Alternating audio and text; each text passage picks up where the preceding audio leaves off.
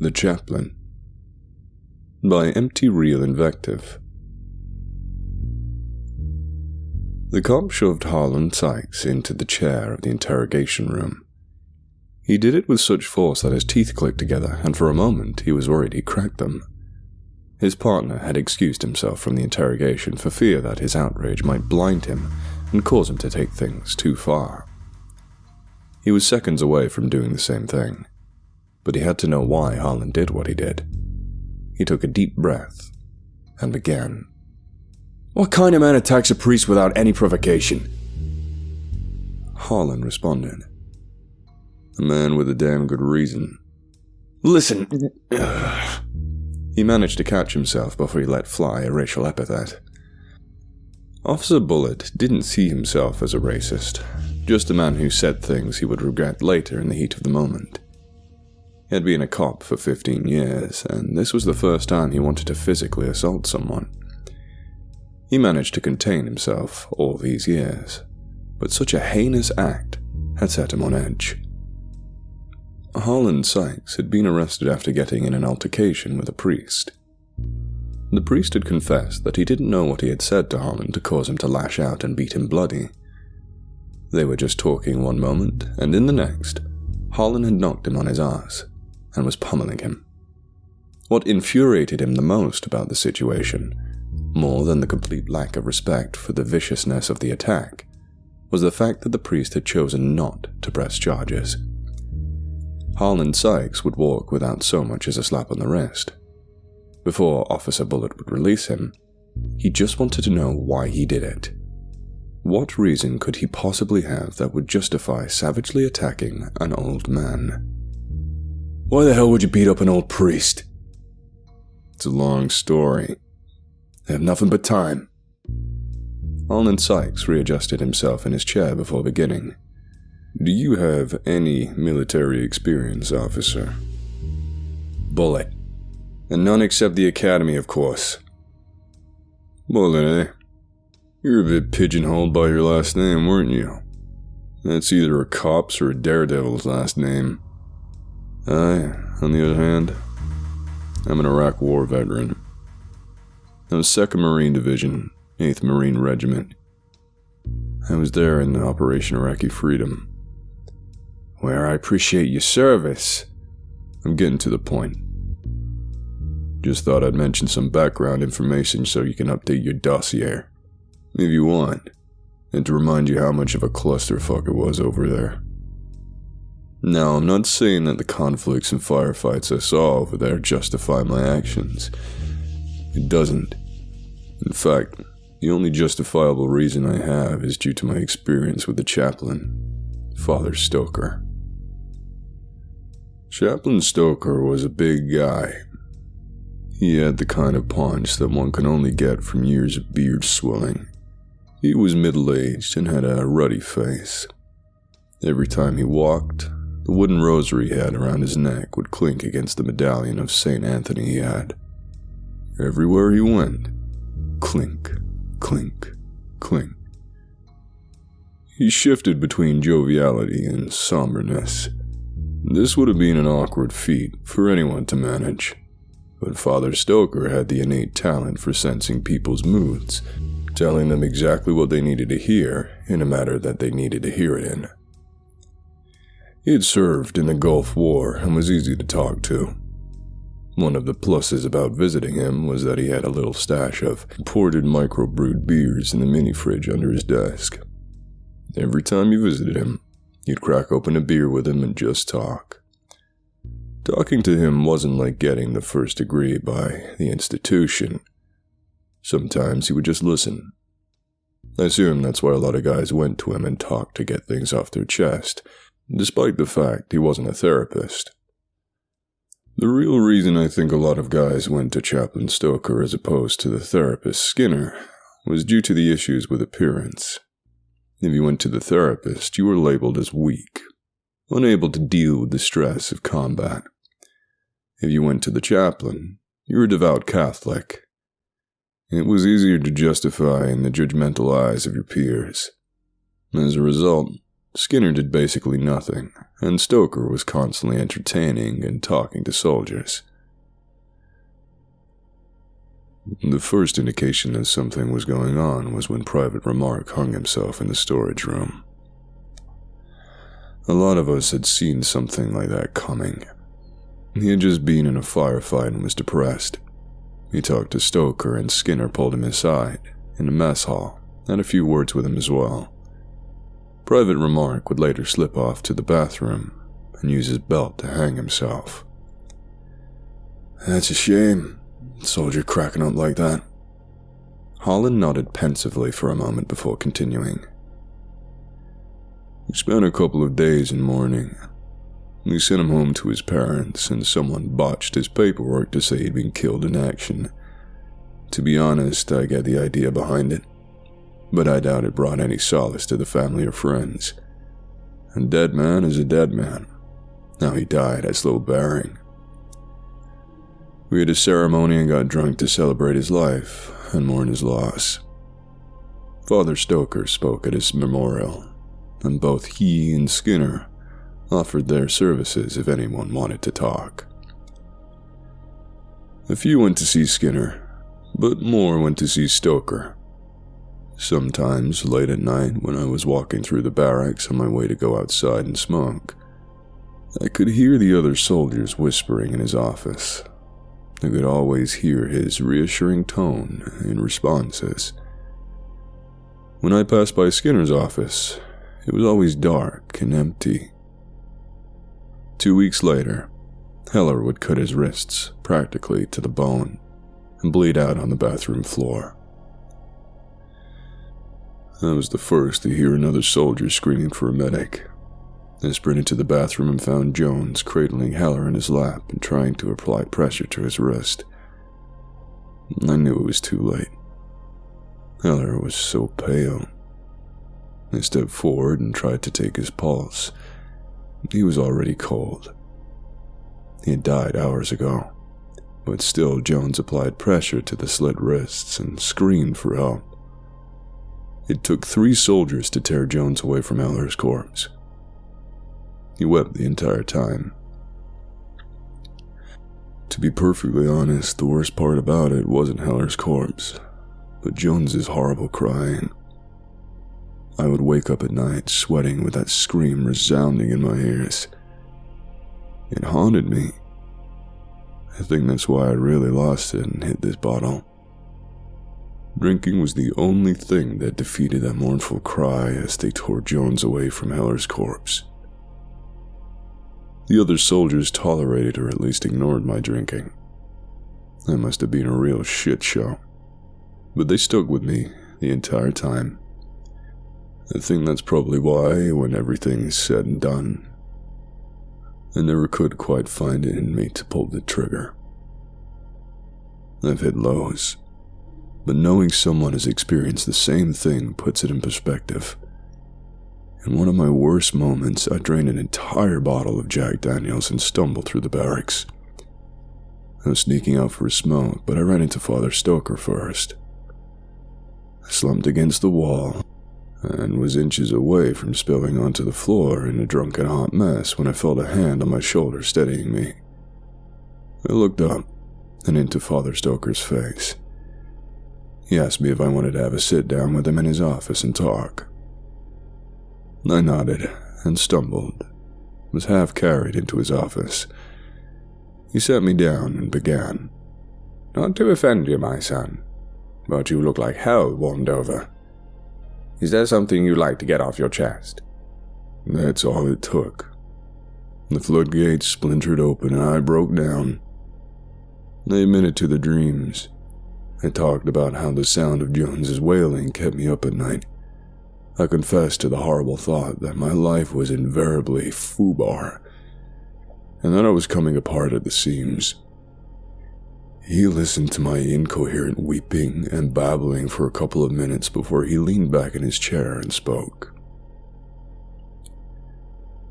"That's a heavy load to be carrying on your shoulders, child. I honestly can't begin to even put myself in your shoes. I can't even fathom how you shoulder that. If I were you, I would opt out." I slurred. "Opt out?" He paused, as if considering his words carefully before continuing. "This is a painful world. You must have realized this. Life is an endless loop of hurting each other, hurting others. If the pain were cumulative and opposed to being merely cyclical, it would be enough to tear God from the heavens in throes of agony. The world is a perpetual machine of suffering. All hope is not lost, however. There are alternatives." Holland Sykes paused for a moment, and Officer Bullitt leaned in from his chair, and his physical cue pressed Sykes to continue. I couldn't wrap my head around his words. Did he really want me to kill myself? Father Stoker made everything crystal clear. He stepped forward and took my hands in his as if he were about to pray. The prayer never came. Instead, he slowly turned my palms upward and exposed my wrists. He drug his fingers across it, and I tensed as if he actually slit my wrists. He said, "I know that you have the strength to do something like this. You have strength to end the cycle. You have the strength to stop the suffering. You can save yourself from the pain."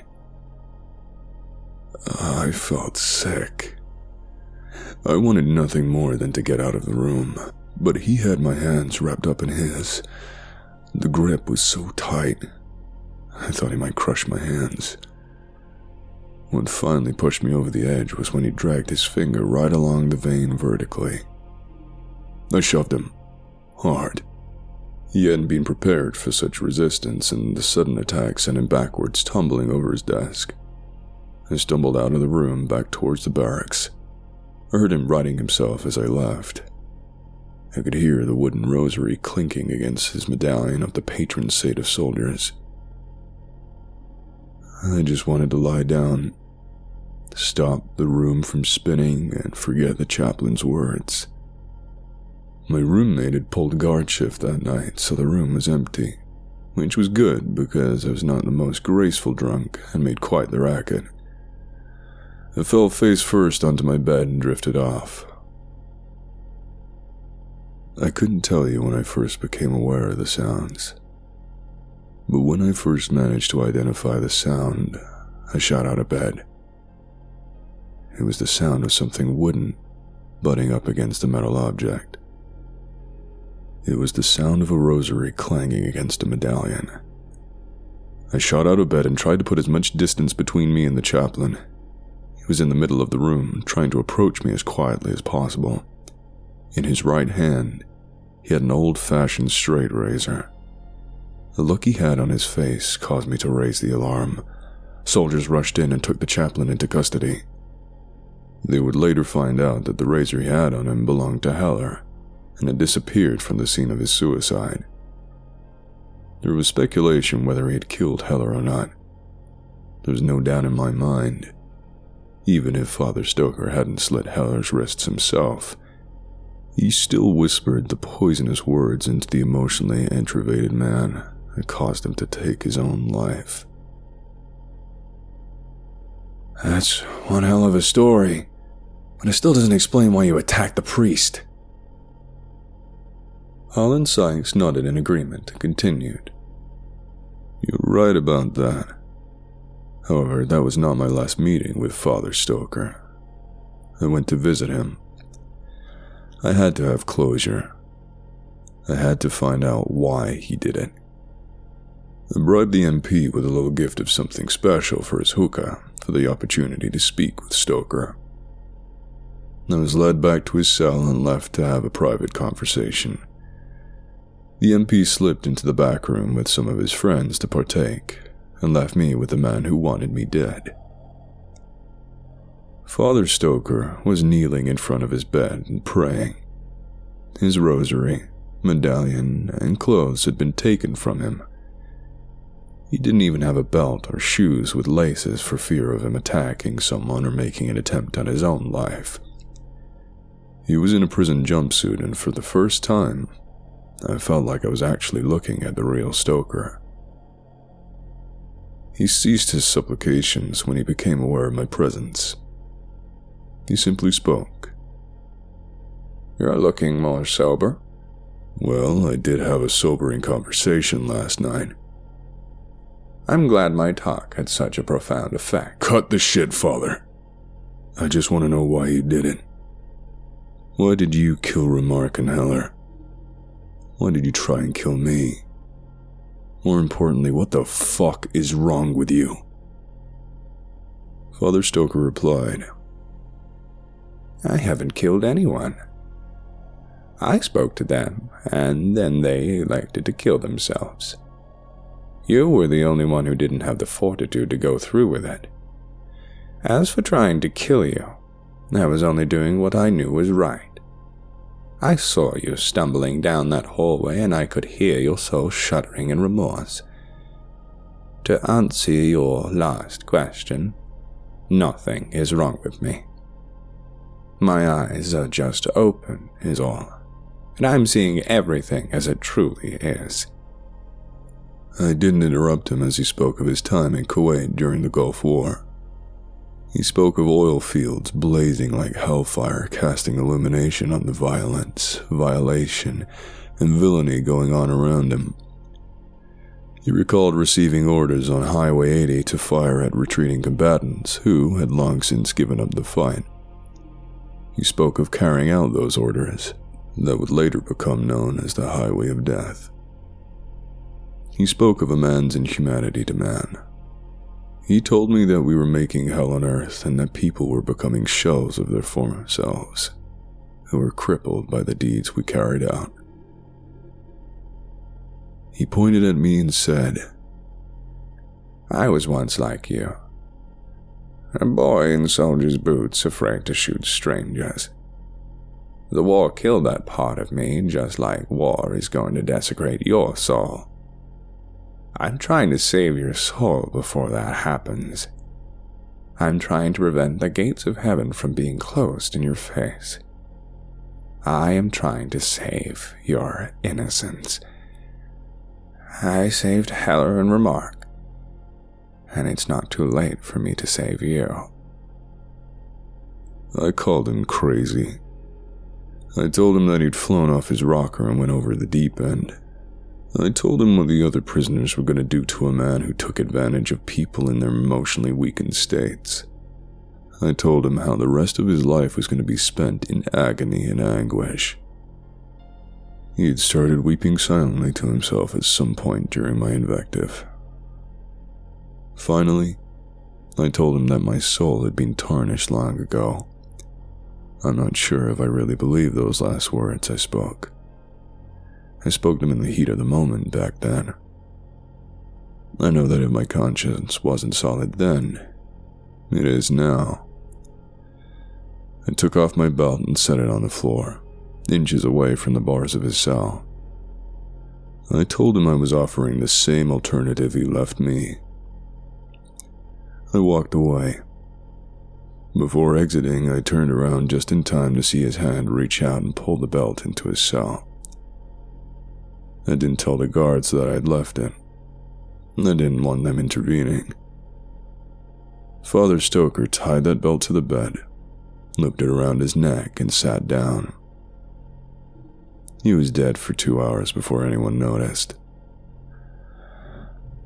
Officer Bullitt spoke. "You do know that this is basically an admission of guilt. You're culpable in his death and can have charges brought against you." Good luck trying to prove it.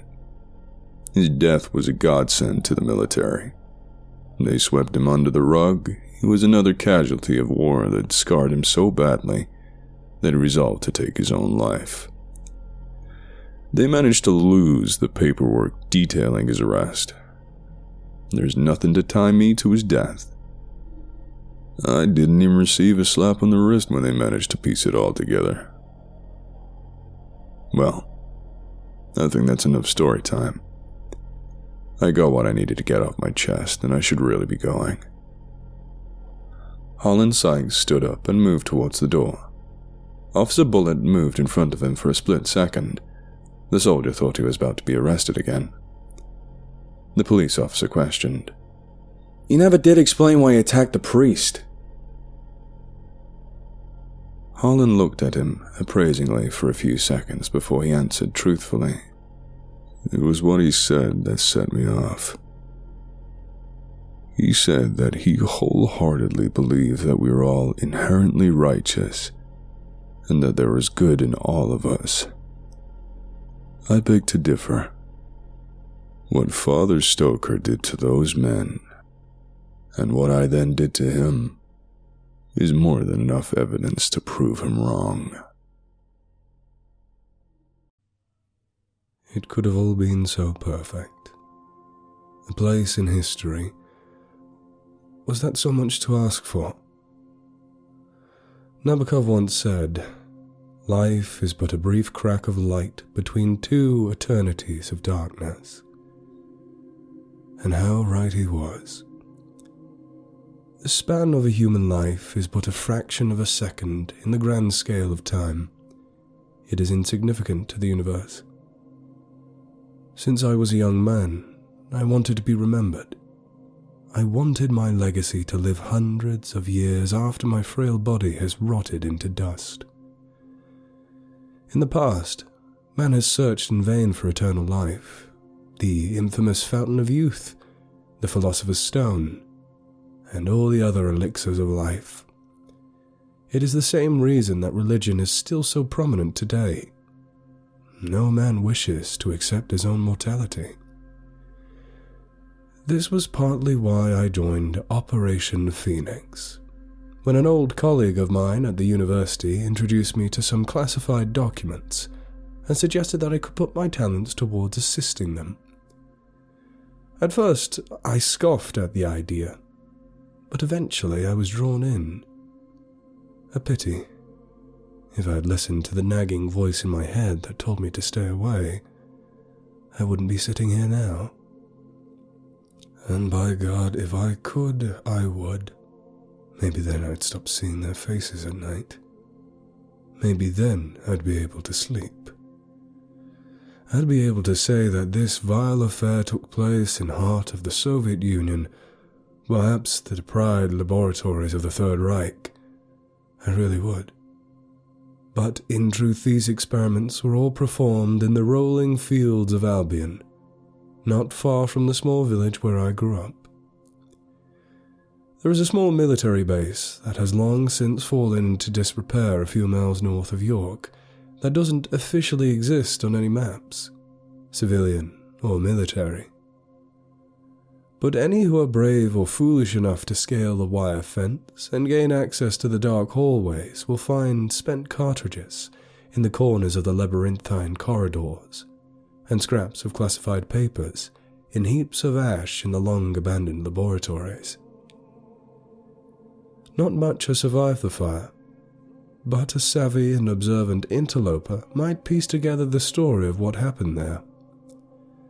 The whole place was torched after the incident to remove any traces of the evidence, blamed on troublesome youths from nearby towns for an arson attack that claimed the lives of almost 100 MOD scientists. If you believe that ignorance is bliss, and that some things are best left buried, then I urge you to put down this note and forget about it. But if you value truth as much as I once did, then read on. Operation Phoenix was a military-funded operation. Looking back, their intentions were all too clear, but I was naive and blind to the project's real goals, which at first made me uneasy. But Richards reassured me it wouldn't be a problem. Shortly after my induction, Commander Huntingley sat me down and explained the project's aims. It seemed the project wasn't quite as far-fetched as I originally thought. Yes, they did speak to find the secrets of immortality, but through surprisingly conventional methods. Rebirth.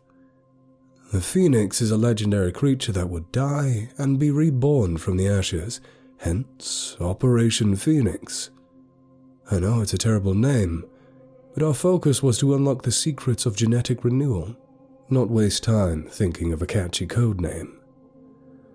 To put it simply, we were creating a serum to affect the host's genetics. When a cell dies, it is replaced, but as you get old, the cells stop getting replaced. The idea being, if we could unlock the secrets of genetic renewal, the host could live for much longer than his intended lifespan. Think what Einstein or Marx could have accomplished given but another 10 years of life. This project was offering at least triple that. You can see the results of the project in my journal that I enclosed, but let me warn you, it isn't for the faint-hearted. November 22nd, 1982. The first load of test subjects arrived today, and I can barely wait to begin the first trials of the experiment. Imagine the glory we would receive if this project succeeds. My name would ring not just throughout Britain, but throughout the entire world. Batch 1 contains 9 males and 3 females, all between the ages of 20 and 29, all fit and healthy. Inmates of a nearby prison who are given the chance to reduce their sentences by becoming lab rats. The prototype serum has been administered to all subjects, and they have been escorted to the holding areas. The thought of what this experiment could achieve for mankind sends shivers down my spine. December 2nd, 1982. No major changes have been seen in any of the test subjects bar 1. Patient M4 has developed extreme abnormal aggression. This morning a guard caught him savaging female patient 2. The guard attempted to restrain him, but M4 mauled him and escaped.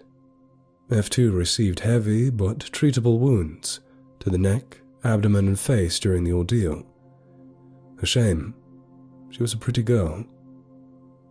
Male 4 was eventually brought down whilst attempting to scale the electrified perimeter fence. A guard in a nearby watchtower saw him tangled in razor wire and was forced to terminate him with a bullet to the head. We still don't fully understand why he did it. The patient seemed perfectly cooperative until this point. Perhaps this is a side effect of the serum. Perhaps a result of his isolation. Who can say? A further 2 batches arrived today, with no particularly remarkable patients.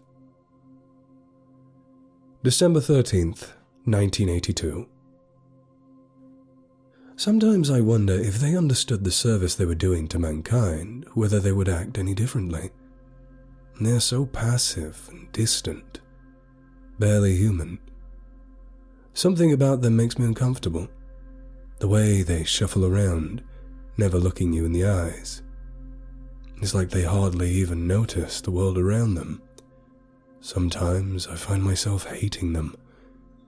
Don't they understand what effect the serum they're helping to create would have on the course of human history? The serum has been altered, and we administered it to batches 2 and 3. Huntingly wants the first batch to remain pure, a control group, to see if the others are affected similarly to patient M4. But she still shows extreme fatigue and unwillingness to cooperate with the scientists. The 4th and final batch also arrived today, just in time to replace losses. Many subjects are now showing extreme abnormal muscle growth. They're practically skeletal frames struggling to sport so much flesh. On a sadder note, Dr. Lee hung himself today. His knowledge and expertise will be missed. Every scientist lost is at least a setback of a week, maybe more. Many others are abandoning the project, calling it inhumane. Can't they see how much good can be done from doing a little evil? The ends shall justify the means. February 9th, 1983. Of the original 4 dozen, near 2/3 are now dead. Subjects M17, M20, and F8 showed promise, but like the others, they eventually succumbed to cardiogenic shock. It seems their circulatory systems have failed to cope with the addition of the excess muscle growth. Each loss is an extreme frustration to all. The remaining dozen have been isolated in individual cells to prevent any accidents with other patients. Every day, more and more scientists are abandoning their workstations. Their selfishness nearly caused the project to grind to a halt at one point. But once double shifts were implemented, our work continued at a steady pace. The few dozen scientists left, including Richards and myself, have been working frantically to meet the deadline. But it seems our work is in vain. We simply don't have the manpower to complete the project. Curiously, the excess muscle growth is heavily laced with proteins from the serum, and nobody is sure why. Lab reports also suggest it resists being broken down with organic acids. Another mystery. February 10th, 1983. I saw them today. For the first time in weeks. They've changed so much since last time. They are no longer human, merely beasts of sinuous muscle. It made my stomach turn to just be in the same room as them. Their eyes follow you, as if examining you, but they remain motionless, slumped in the corner. Most are only able to make low guttural grunts, which sound almost melancholy. We're still yet to discover why they have lost use of their vocal cords. Perhaps they are merely unwilling to speak. Richards was showing me the results of our experiments conducted earlier in the week when something completely unexpected happened. The patient lumbered up and banged on the reinforced window with all his might. A crack appeared in the thick glass, and we froze in fear. But the patient remained motionless in front of the window, not intent on breaking out as we first worried. It seemed to be more of an act of frustration, or perhaps anger. He simply stood watching us through his dull brown eyes. I took a step towards him, and he turned his head to me. For a moment the room was still, and then something completely ordinary happened. He blinked. It was such a human thing to do. For a moment I was almost surprised. As of that moment, I stopped seeing patient 19 as a hunched, hulking monstrosity and started seeing him as a man. Patient 19, I had read his file, Alexander Harper, age 28, divorced, father of 2 young girls. A former teacher only guilty of a minor tax charge. As I stared into the abomination's eyes, I saw what we had done to these people.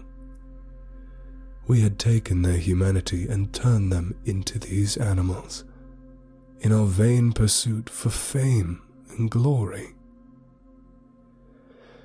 I choked back tears and left the room, followed by Richards. Why did that bastard have to drag me into this? At that point, all I wanted, more than anything else, was to stop this project. But nothing mattered now. Nothing could change what we had done to poor Alex. February 11th, 1983. We have failed. We have failed to create anything near what we had hoped for. Our funding has been cut and the project disbanded. All the patients are to be terminated. We refused to abandon our work, and for a short while, we thought they had listened to our protests. But Huntingley had contacted his superiors, and within the hour, military trucks were arriving outside. They didn't even attempt to negotiate with us. They just shot on sight. I heard the stutter of a submachine gun and ran around the corner in time to see Cause's white lab coat peppered with bullets as she slumped against the wall and fell to the ground. Richards came hurtling around the corner, his breath ragged and his shirt blackened. "Andrew," he choked out, But before he could say anything else, his chest erupted in a fountain of gore as a submachine gunner opened fire. I did not hesitate. I just turned and ran. Please don't judge me. I was so scared. Scared that they might get me too. I ran from the slaughter, the screams of my dying friends, and the blood. The unbearable blood. A left turn, a right turn, and another left to reach the emergency exit. A pane of reinforced glass shattered behind me in a volley of machine gun fire, sending broken shards scattering across the floor. It was a desperate, undignified scramble for survival, but through sheer dumb luck, I had evaded them. I burst out of the emergency exit and ran into the darkness. I ran and ran and ran, until my legs gave way and I fell to the ground in a heap on the soft white snow. My head was spinning. I just watched the murder of one of my closest friends, the killing of all of my co-workers, and the destruction of all of my research. But all I could see was Alex's face in the darkness of the winter night. Because of me. Oh God. What have I done? Epilogue. In hindsight, it all fits into place. The military didn't care for science. It didn't care for enhancing our short little lives. It didn't even want to create a breed of super soldier as might be suspected. It wanted meat. A cheap, plentiful supply of meat that could be quickly and cheaply grown. Alexander was not a patient. He was fucking livestock. Fears over BSE, mad cow disease to the common man, contaminating military stocks have prompted investigations into finding a new source of protein for our squaddies. They claim the ends justify the means. Sound familiar? Maybe once I would have agreed, but now those words taste bitter in my mouth. But in truth, none of this matters anymore. Soon the final survivor of the Rayleigh base fire will die, and I will have the mercy of being forgotten. I don't want to be remembered for what I did to those poor wretches. I can't bear the guilt anymore. The only way out is to end it all. To whoever finds this diary, bring it to the public's attention. I want people to know the truth about what we did. I want people to know what depraved things we did to those poor souls, so that no one will ever follow me down the same dark path. I leave you with a proverb, written by those much wiser than I. The road to hell is paved with good intentions.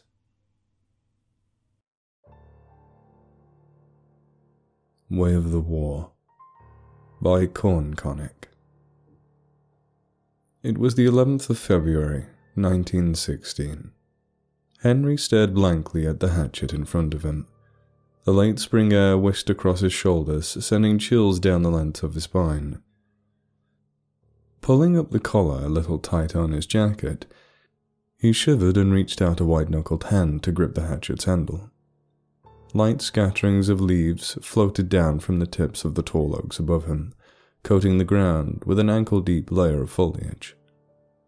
Moisture from the log he was sat on was slowly soaking through his trousers as insects shuffled through the dirt around his naked foot. Blocking out the doubting voices racing around his mind was a difficult task for Henry. The more he hesitated, the harder they became to silence. Nagging questions whispered in the back of his mind, urging him one way or another. Rational thoughts were locked in a fierce battle against primal instincts. He knew it would stay that way until he made a decision. There was no one he had to convince other than himself. Everything was already set out, just as he had planned. The aspirin had been swallowed. The tourniquet was knotted tightly around his leg. A small fire was burning by his side, a flat sheet of metal lying atop it. The hatchet was motionless on the ground in front of him, his hand outstretched towards it. Biting gales nipped at his toes, turning them numb and pale. A distant animal screech rang out into the air, startling him slightly. Henry's teeth chattered as he observed his surroundings one more time. Nothing. Just him and the trees.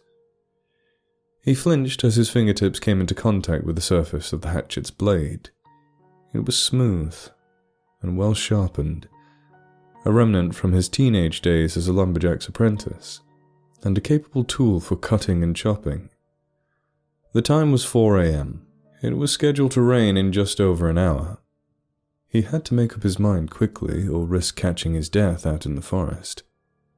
Henry took a deep breath and drew his hand down his face. The night stars shone faintly, and the forest around him seemed still and lifeless. Even the moon evaded him, concealed by a crop of wispy clouds. Cold sweat ran down his forehead, blurring his vision. Through ragged breaths, he lifted his foot and set it down on the wooden block in front of him. Shadows danced across the trees from the light of a cheap lantern. Raising the hatchet, he paused, paralyzed in the cold as snot dripped down his nose. This was it. Decision time. No more waiting. Before he had a chance to reconsider, Henry brought down the hatchet upon his ankle. For an incredibly short moment, there was no pain.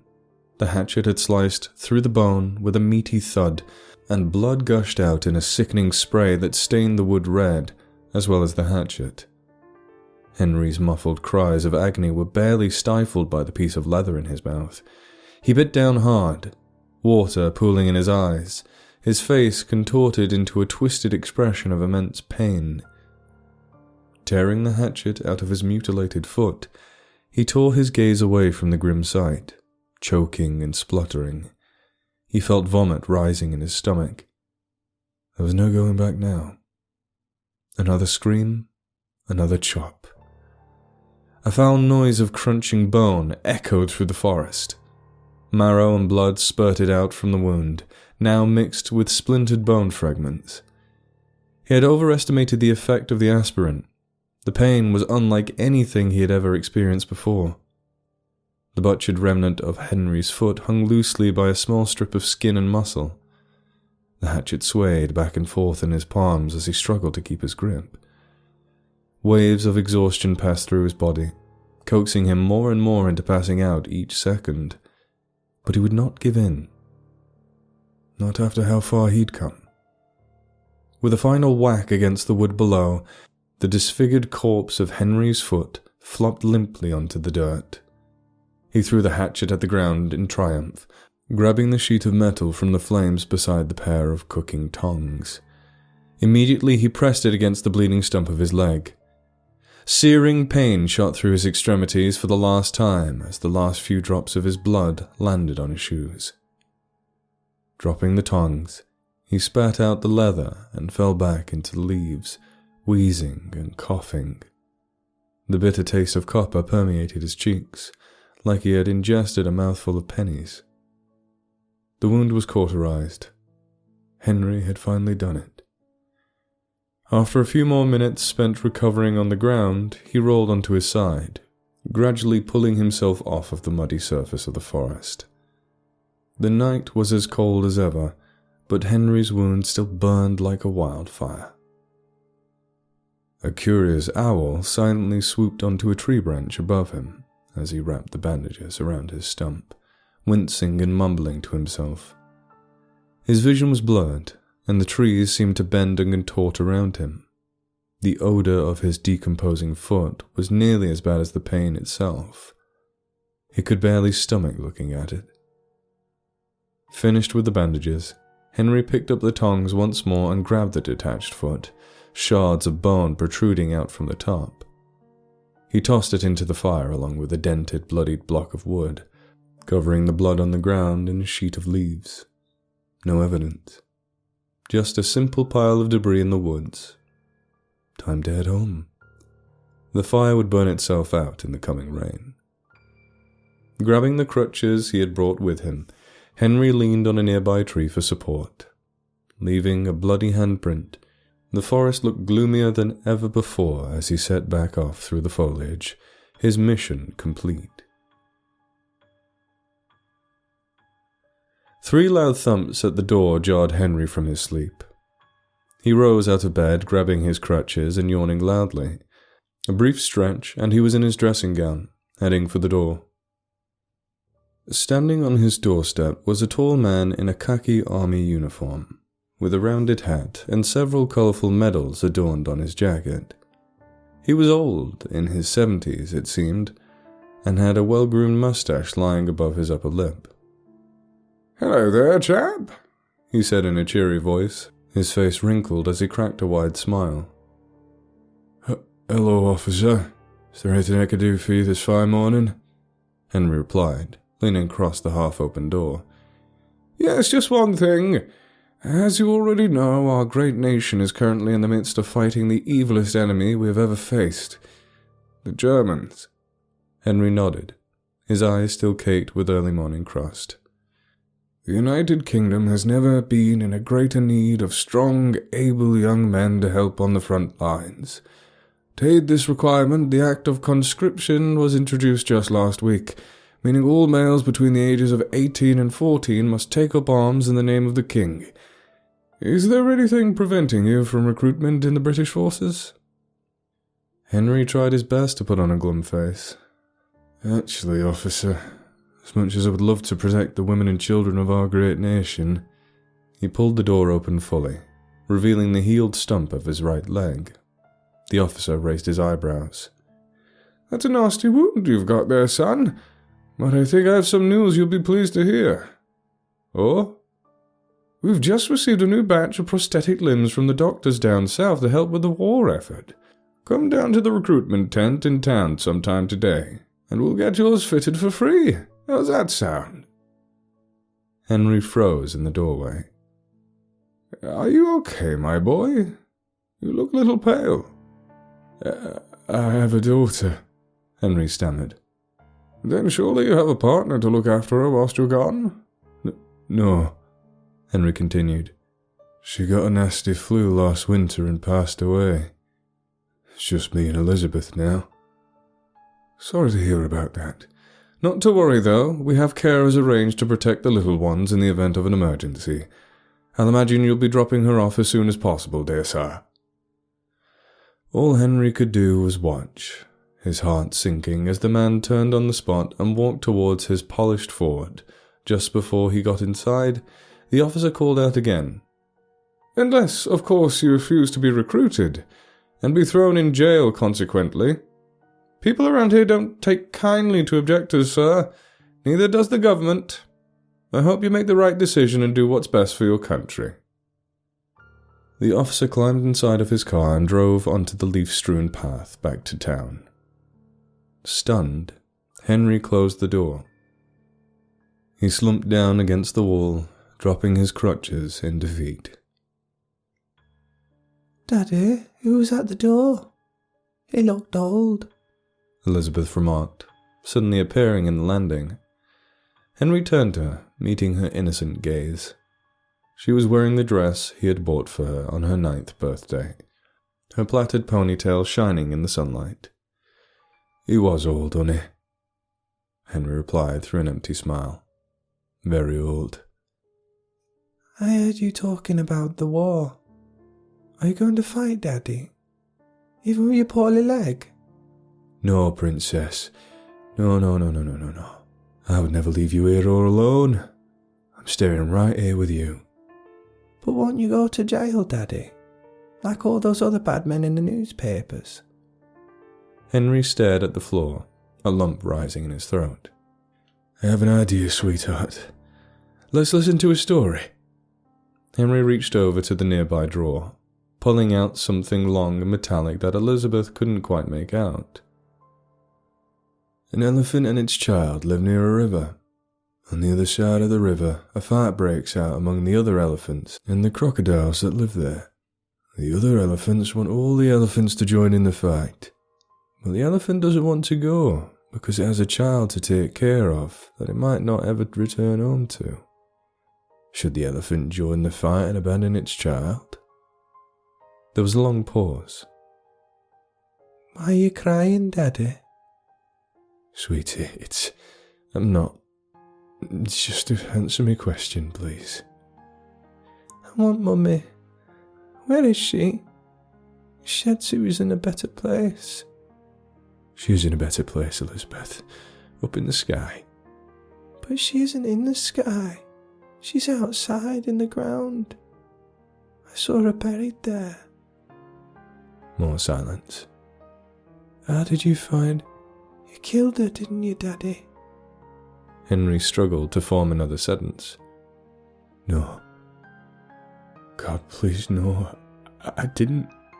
I couldn't. You did? I heard it in the middle of the night. She screamed. A loud bang hurt my ears. It was out in the forest. Come here, princess. Henry wept like a baby as Elizabeth hugged him warmly. Sally. What have I done, Sally? Tears trickled onto Elizabeth's shoulders. Are we gonna go be with Mummy now, Daddy? Up in the sky? Yes. Yes, honey. We're gonna be with Mummy now, okay?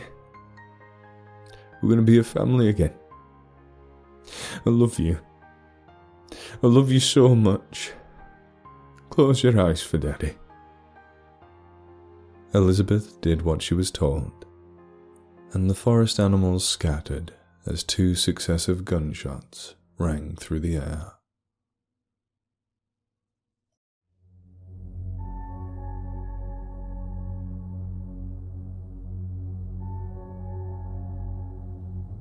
War-Torn by Doomvroom.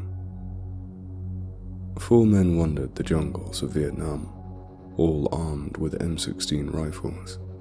The group of men were of Australian origin and were very proud to serve their country, even more proud of their mission to bring peace to Vietnam. Although armed with M16s, the 3rd Battalion, Royal Australian Regiment, were resolved to only use them as a last resort. The 3rd Battalion were to merely patrol and search villages, without destroying them, and to attempt to convert the villages through peaceful means. This band of 4 comprised of 22-year-old Private Hayden Edwards, who was quite the stout but well-groomed fellow with a thick Australian accent, 19-year-old Private Finn Lucas, who was tall, thin and wiry, with an ever-present 5 o'clock shadow, 21-year-old Corporal Frank Dillon, who was of average stature and typically level-headed, quiet and reserved. Last but not least was 25-year-old Sergeant Bailey McElroy, was humble and could be mistaken for a bodybuilder due to how fit he was. The band of brothers walked single file with Sergeant Bailey McElroy leading the group. The trees creaked eerily as the group walked, and Finn felt as if they were being watched, which made him nervous. Is this the last village before we head back to camp and meet up with the rest of the 3rd Battalion, Sarge? Because I'm getting hungry. Finn Lucas said in a hushed voice, trying to calm himself. Bailey McElroy opened his mouth to reply, but shut it when Hayden Edwards spoke first. Same here, Finn. I don't understand why we don't just bomb the Northerners with chemicals. It'd save us an whole lot of fighting, and we'd be at home eating right now. Bailey shook his head as he trudged on through the woods, which were becoming more and more scarce as he advanced. It's enough. Wait, didn't there used to be foliage here? Sure enough, the area ahead of them was bare. Yeah, it definitely was, replied Frank Dillon. A feeling of unease took Finn as his mind tried to provide a solution for what could have destroyed the foliage. Surely the Yanks didn't use... Frank began, but paused out of shock when he saw the village. A dozen bodies of various ages, sizes and sex lied on the ground. All the bodies were bald, red and blistered. It was as if the fires of hell had swept through the village itself. Arguably, they had. Agent Orange, Bailey stated with contempt in his voice. He unknowingly finished the sentence that Frank had started. Finn's stomach turned and the contents of his last meal were at stake. As they tried to exit his mouth, he managed to fight it back down. Oh God, we're being exposed to this stuff. Are we going to end up like them? Finn managed with a shaky voice. Bailey shook his head. No, not unless the Americans use more. Going to split into 2 groups and search for survivors. Finn, I want you with Frank. Hayden, follow me. Finn and Frank happened upon a small and ominous shack. Finn wasn't sure why, but he had the distinct feeling that something alive lurked inside. Finn slowly pushed open the door and cautiously stuck his head inside, hoping that whatever was present wasn't sinister and didn't take his head off. A bald, red, blistered woman was lying on a bed. She was nude and alone. She was giving birth. Oh God. Go get Sarge. Finn managed to Frank. Frank bolted out of the humble little shack, calling out for Edwards and McElroy. Hayden and Bailey peeked out of the shack they had just searched. They ran to Frank after they saw the coast was clear. Where's Finn? Bailey asked in a panicked tone. He's fine, Sergeant. Finn's with a survivor. She's giving birth. Frank replied with a combination of worry and excitement ebbing from his voice. Oh, God help me, I'm only 19. Finn muttered to himself as he coached the crowning woman. Push! Come on! Push! A head and shoulders popped out. The skin was normal and not red or blistered as Finn had feared it would be. Finn gently grabbed the shoulders and began to pull out. The door to the shack opened and Frank, Bailey and Hayden entered just in time to see the rest of the baby come out. The torso slid right on out, followed by another set of shoulders and a head. Finn tearfully and carefully handed the fused deceased baby to its mother. Both tears and hatred filled the woman's eyes as she looked up at Finn. Her mouth opened as if to say something, but the words never came. Finn reached down with his hands trembling and closed the dead woman's eyes. Although the woman hadn't spoke, Finn knew that she had blamed him and the company he kept for the Agent Orange. This did not sit well with Finn, who let the tears flow forth from his eyes. The 4 men stood there, giving the deceased a moment of respectful silence. Bailey eventually broke the silence when he turned to Hayden.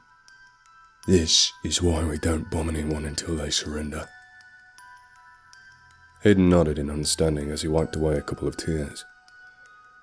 Rain fell from the sky as the men exited the shack. It was as if the sky itself was weeping too. The group hurried back towards the camp in hopes of getting out of the rain and receiving hot meals. Those hopes were dashed for Sergeant Bailey McElroy when he was struck down by a loud but unseen assailant. A bullet. The bullet entered and exited through Bailey's neck. An ambush that consisted of 7 well-armed North Vietnamese had made it behind the Australians. Unbeknownst to the band that was once 4, but now 3, the Vietnamese had seen them leaving the village and had assumed they were responsible for its destruction by Agent Orange. Bailey! Finn exclaimed in a panic as he saw his comrade hit the ground with blood spurting from his neck. There's nothing we could do for him, Finn. We need to hightail it back to the camp or we're going to get slaughtered, Frank shouted over the gunfire. The 3 raced for the camp and their lives. Edwards had a considerable lead, followed by Lucas and Dylan.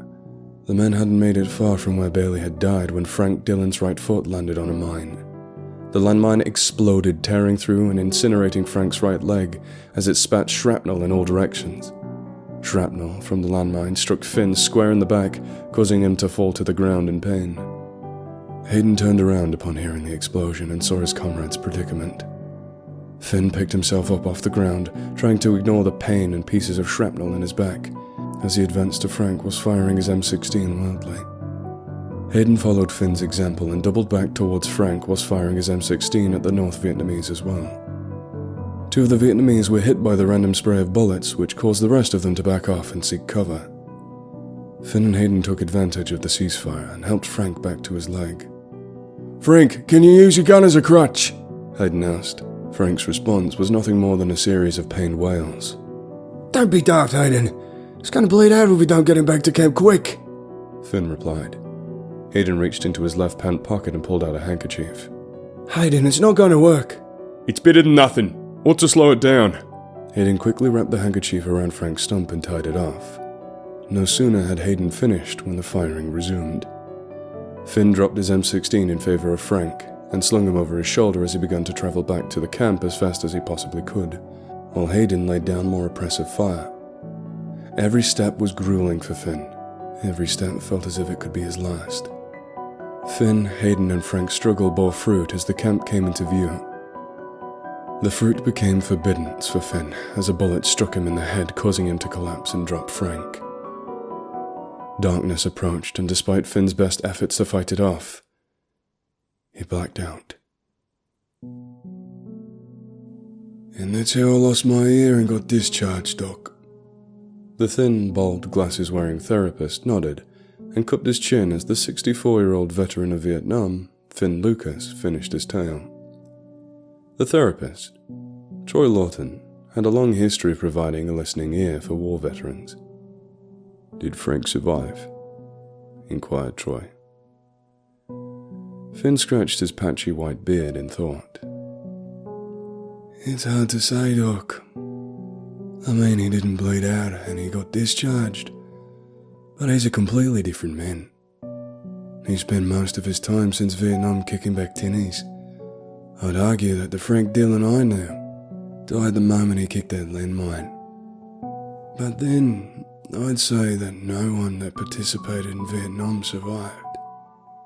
We all suffered, unless one thing or another, sometimes multiple. "What about Private Edwards?"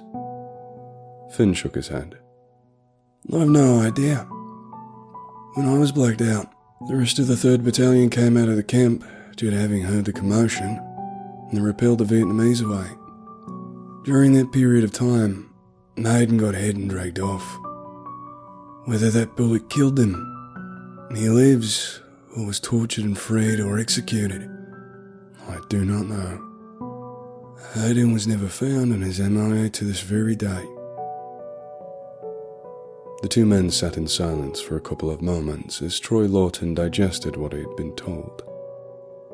The only sound that could be heard was the ticking of the grandfather clock. "Have your sleeping habits improved?" Troy finally asked, breaking the silence. No, I still don't get much, maybe 4 hours. I hear M16s without fail when I shut my eyes. Rainy nights are particularly bad, but the thunder is the worst. I take that back. News choppers. Any choppers are. Every time I hear a chopper, I automatically flinch and start to lift my M16, only to realise that it isn't there. You aren't alone in that, Finn. Many who come back from deployment experience feelings similar to yours. Tell me, do you feel any hatred towards the Americans for using Agent Orange? Hatred? No. I was very angry at their military for the longest period of time. Years. I eventually came to realise that they weren't the monsters I tried to make them out to be. Rather, they're just people who made a poor decision. Granted, that particular poor decision had consequences far more serious than most poor decisions. An alarm went off, signaling the therapy session was over. Looks like our time's already up. Will I be seeing you again, Mr. Lucas? I know you've had trouble finding a therapist you found satisfactory over the years, but... Yeah, Doc. I'll give you a few more sessions to see if you can heal me. Finn cut him off as he lifted himself out of the seat. Finn made his way across the room, put his hand on the doorknob and paused. "Something wrong, Finn?" That incident with Agent Orange was 45 years ago. And that just got me thinking. What sort of weapons must exist now? Finn opened the door and walked out.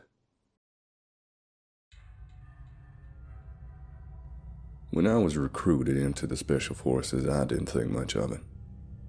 They explained that all we would do is be paratroopers and go behind enemy lines, which at the time sounded kind of cool. Anyways, I was young and willing to take orders. How did you get assigned to the mission? I was 23 and was stationed in northern Vietnam where I met the contractors.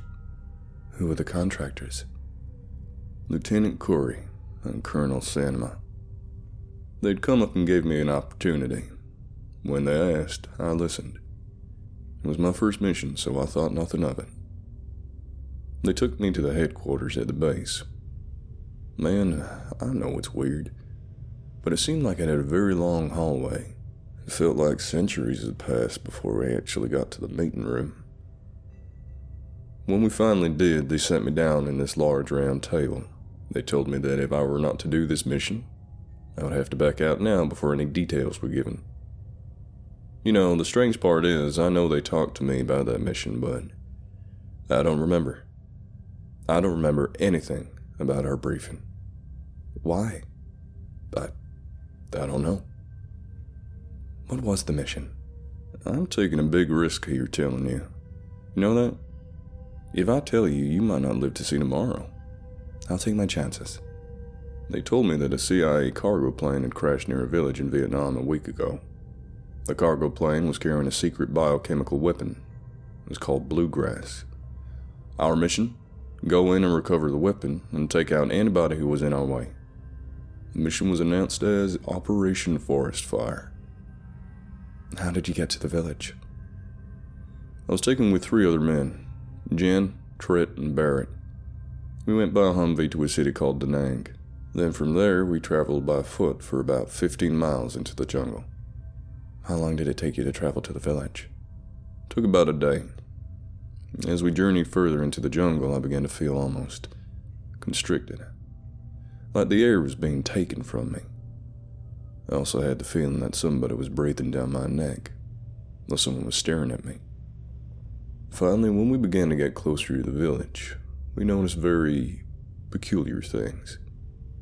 Like what peculiar things? The outside had stakes with bodies, as well as other bodies lying around. When we saw the bodies, we realized just what kind of shithole we were caught in. Are the villagers friendly? When we entered the village, you could smell the rotten flesh in the air that was coming from the burn pile inside the village. I ended up seeing my breakfast by first glance. So did Tret. And to this day, I am surprised that the others didn't throw up either. All around, bodies of women and children were lying on the ground, like they were trash. No burial, just tossed to the side like dog shit. Who had killed the villagers? When we saw the bodies, we'd figured that the Viet Cong had passed through. We checked the bodies, but oddly enough, Viet Cong bodies were lying on the ground too. What did you do with them? I couldn't really do anything.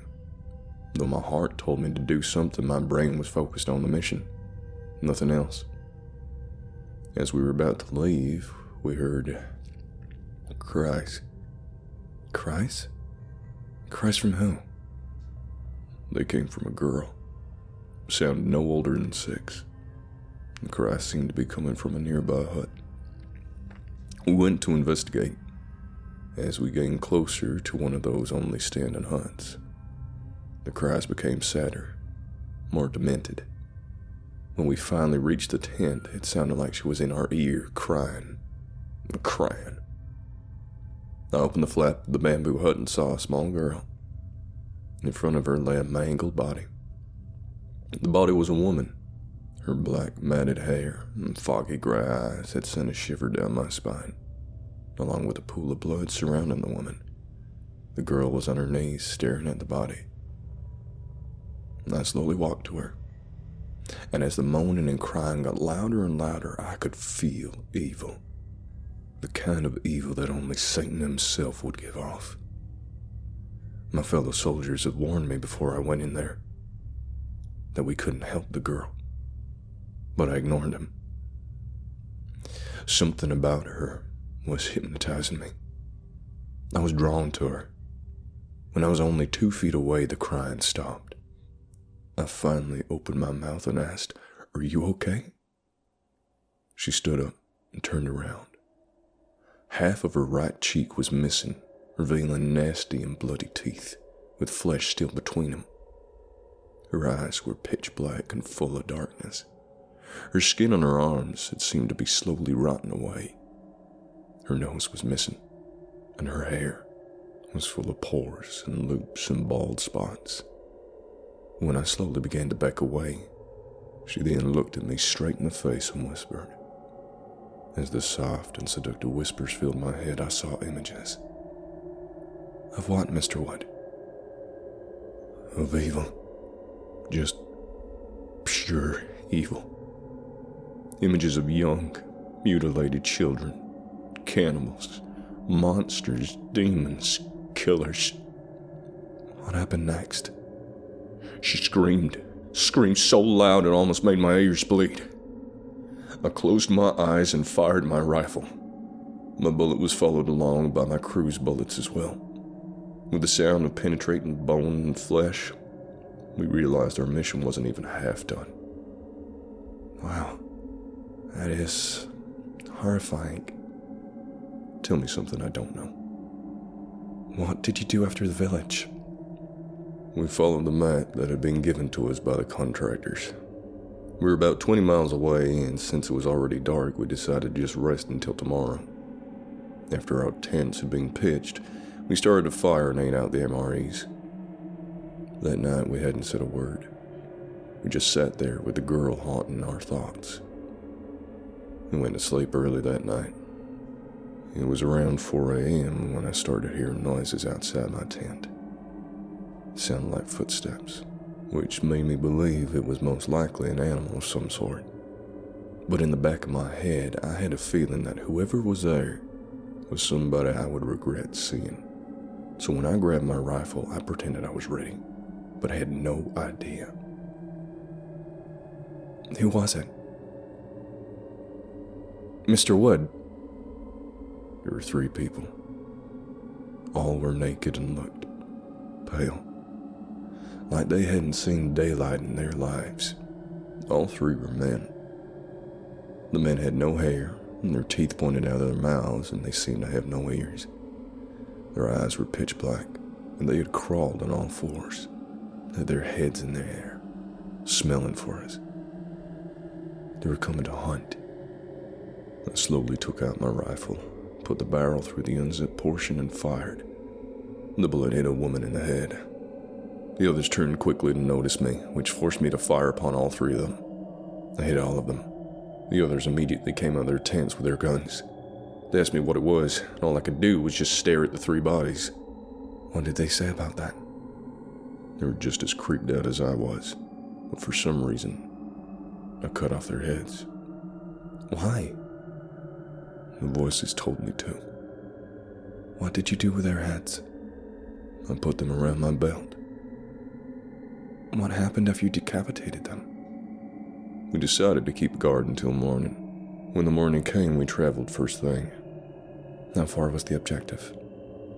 From where we were, 10 miles away. As we traveled, hours had passed. When we got to the objective, we were confused. Why? There's no plane. We saw nothing, just jungle. Thinking we were off, we headed further in, which was probably the stupidest idea I could think of. How's that? We got lost. We tried turning around, retracing, anything we could think of. What happened then? We were trapped in the jungle. After about 2 days, we snapped out of denial. We accepted that we were trapped. We began to dig holes, which is where we would sleep. Just in case we died, we would die in our graves already. Every night, the voices of the owls hooting, and all the other inhabitants come to live as well as sleep, was troubling. I felt like I was being watched. Like you did when you first arrived? Yeah, exactly like that. So what happened when you were in the jungle? With our rifles, we were able to hunt. Birds mostly, but after a week, the ammo slowly deteriorated. Within 2 weeks, we had made spears to catch animals. To our dismay, there were no animals that liked to come across us. Night after night, I could hear her seductive whispers flood my mind, and I would see the images in my head. Every time I would see an image, one of my men died. Barrett was first. He died of the flu. Jen died of a mosquito bite. And Trent, what happened to him? He said he was going to look for help. He never came back. Where did you put the bodies of your squad members? I don't remember. Mr. Wood, you were in that jungle for 5 years. You must have known where you buried the bodies because we didn't find them when we dug their graves. I don't know where they went. What did you do in the jungle? For instance, how did you survive? At night, I would hear the monsters that attacked our camp, and I would hunt. What would you hunt? Anything. Mostly gophers. I caught more than I can count. Days, months, years passed. I became an animal. Every time I would sleep, if I did sleep, I'd hear the voices and whispers, see the images. I was still a kid. What was the last thing you remember in the jungle? I was sleeping. Dark it came, so I slept in my ditch. As I slept, I heard the footsteps of the monsters. I quickly grabbed my spear and climbed a nearby tree. As I waited, they came closer and closer. Finally, they were right beneath me. There were 3 of them. This was odd because I saw more than that usually. It didn't matter to me, though. I just dropped down and speared one of them right in the middle. It spewed through his neck. The other 2 tackled me. I laid there fighting, but then I was hit with something. Then I ended up here. Mr. Wood, I need to tell you something. What? The village you came across, there is no village. Never existed. And you were found with the heads of Jen, Barrett, and Trent. Also, for 5 years, children, women, and men have been going missing. For 5 years now. All going into the path of the jungle. Over 200 people, Mr. Wood. Do you know where you are, Mr. Wood? No. You are at the Trenens Hospital for the Criminally Insane. You've been here for 3 months. Do you know who I am? No. I am someone that will tell the truth. I'm the one that will expose our dark, hellish world that we live in. You were drugged, Mr. Wood. They brainwashed you for an experiment known as Operation Sanity. I'll get this story out, Mr. Wood. I will make sure that this interview is heard. At that moment, I had shaken his hand and thanked him for the interview. Now, for obvious reasons, I cannot disclose Mr. Wood's name or my name. What you read here is true. Please read and repost this before it's taken down. We deserve the truth. Sincerely, Anonymous Journalist. 1971. The Vietnam Experience. 1971 and 1972. Years go by.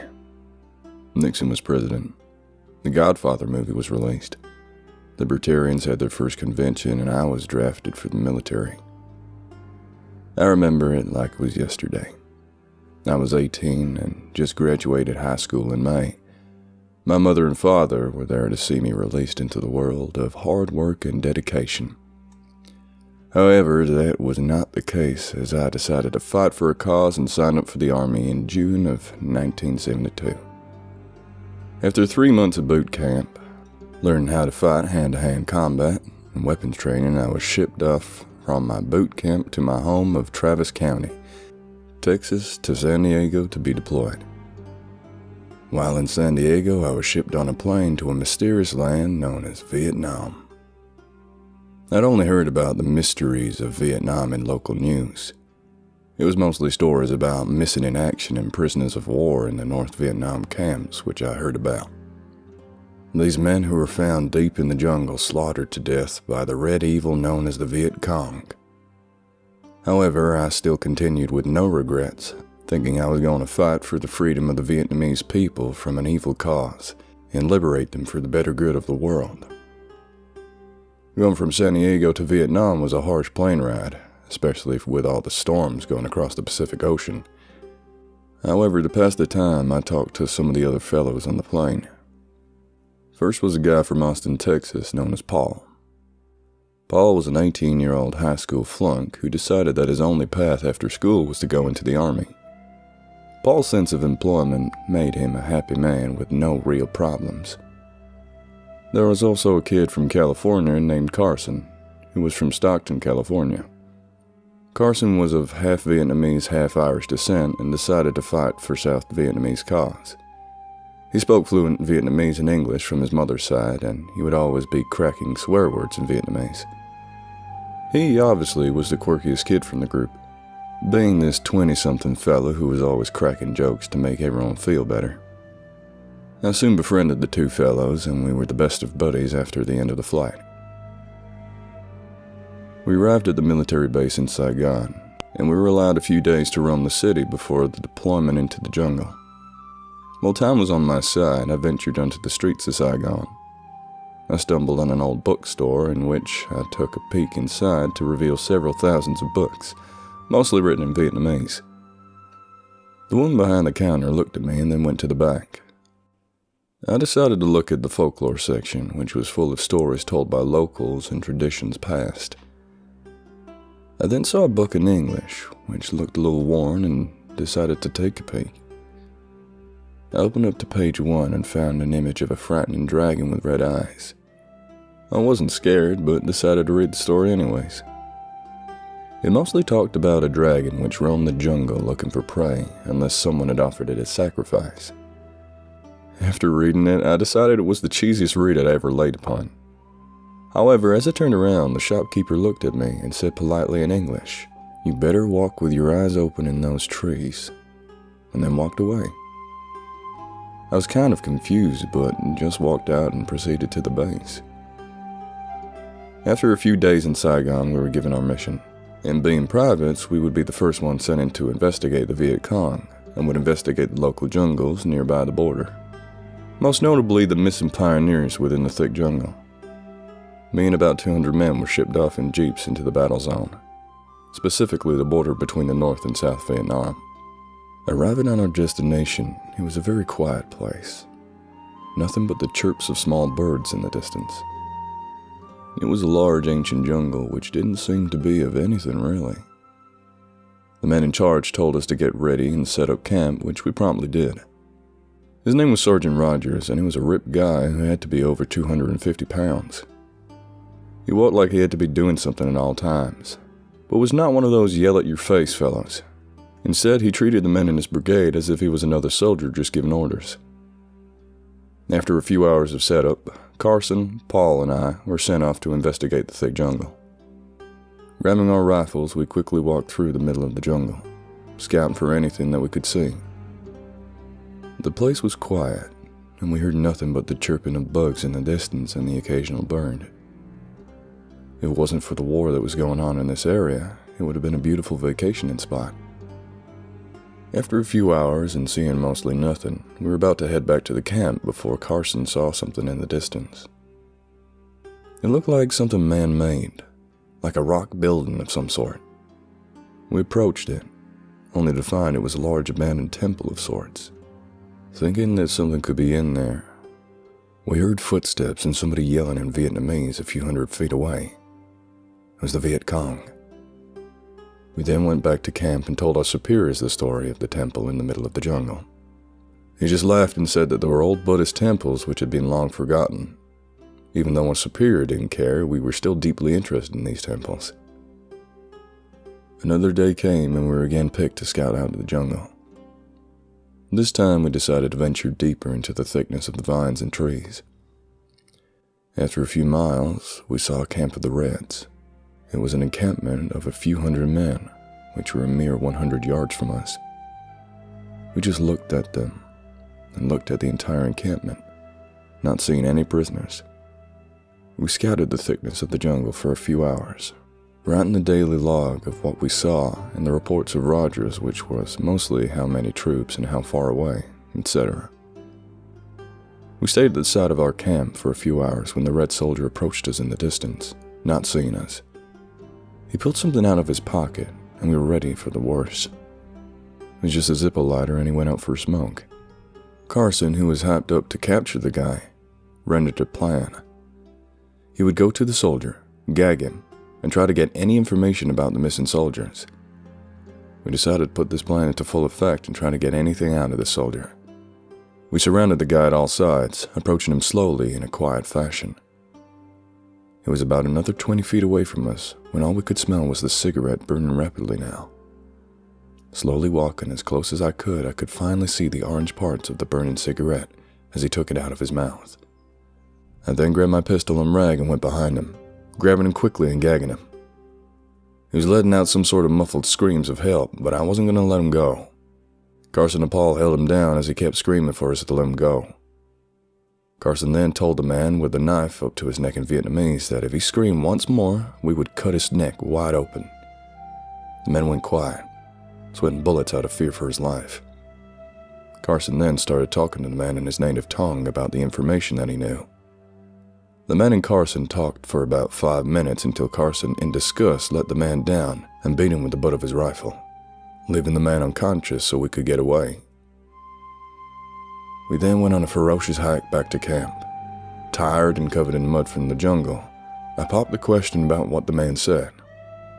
Carson, who was mad, blankly said, "The man said there's no prisoner of war camp near this area, and the men from their encampment have been missing as well, expecting an American POW camp." I was dumbfounded, thinking that we hadn't had any disappearances since we came to the jungle, and not captured any enemies since we got here. We walked back speechless into the encampment. The three of us walked to Rogers' tent and explained to him that there were no prisoners at the camp and about the soldier. Rogers was almost confused as us, but then gave us orders to head back to our quarters as if something was bothering him. His face as we just stared at him was red mad, as if someone had murdered his wife. He then proceeded to yell at us to get back to our quarters, so we scurried back to our beds. "Why was Rogers so infuriated with us?" Paul said. "We did our job and scouted the enemy. What else does he want?" "I don't know, Paul. I think Rogers is hiding something from us and the other troops.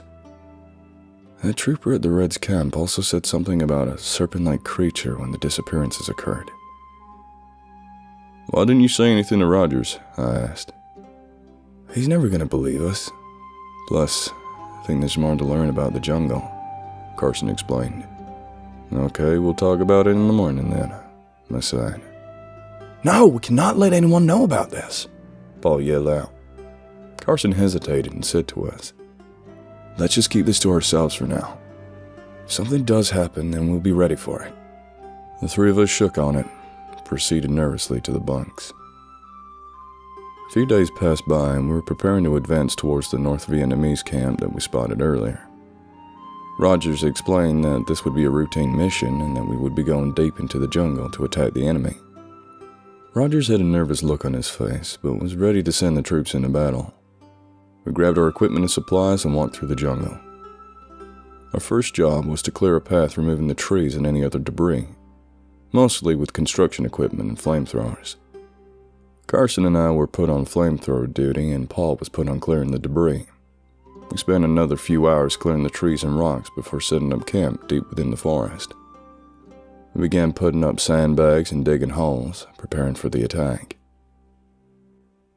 Then we saw the Vietnamese. It was a counterattack force a few hundred yards away. We grabbed our weapons and soon a firefight engulfed the two forces as we battled deep into the night. Bullets were grazing past me and Paul as we reloaded our weapons. Paul had killed about 10 to 12 of the enemy before Rogers yelled out for the big guns. I was lucky if I even shot 1 or 2 guys, as this was my first real battle with real people. The grappling guns began firing on the enemy, as many of the Vietnamese were underpowered in weapons, running at us.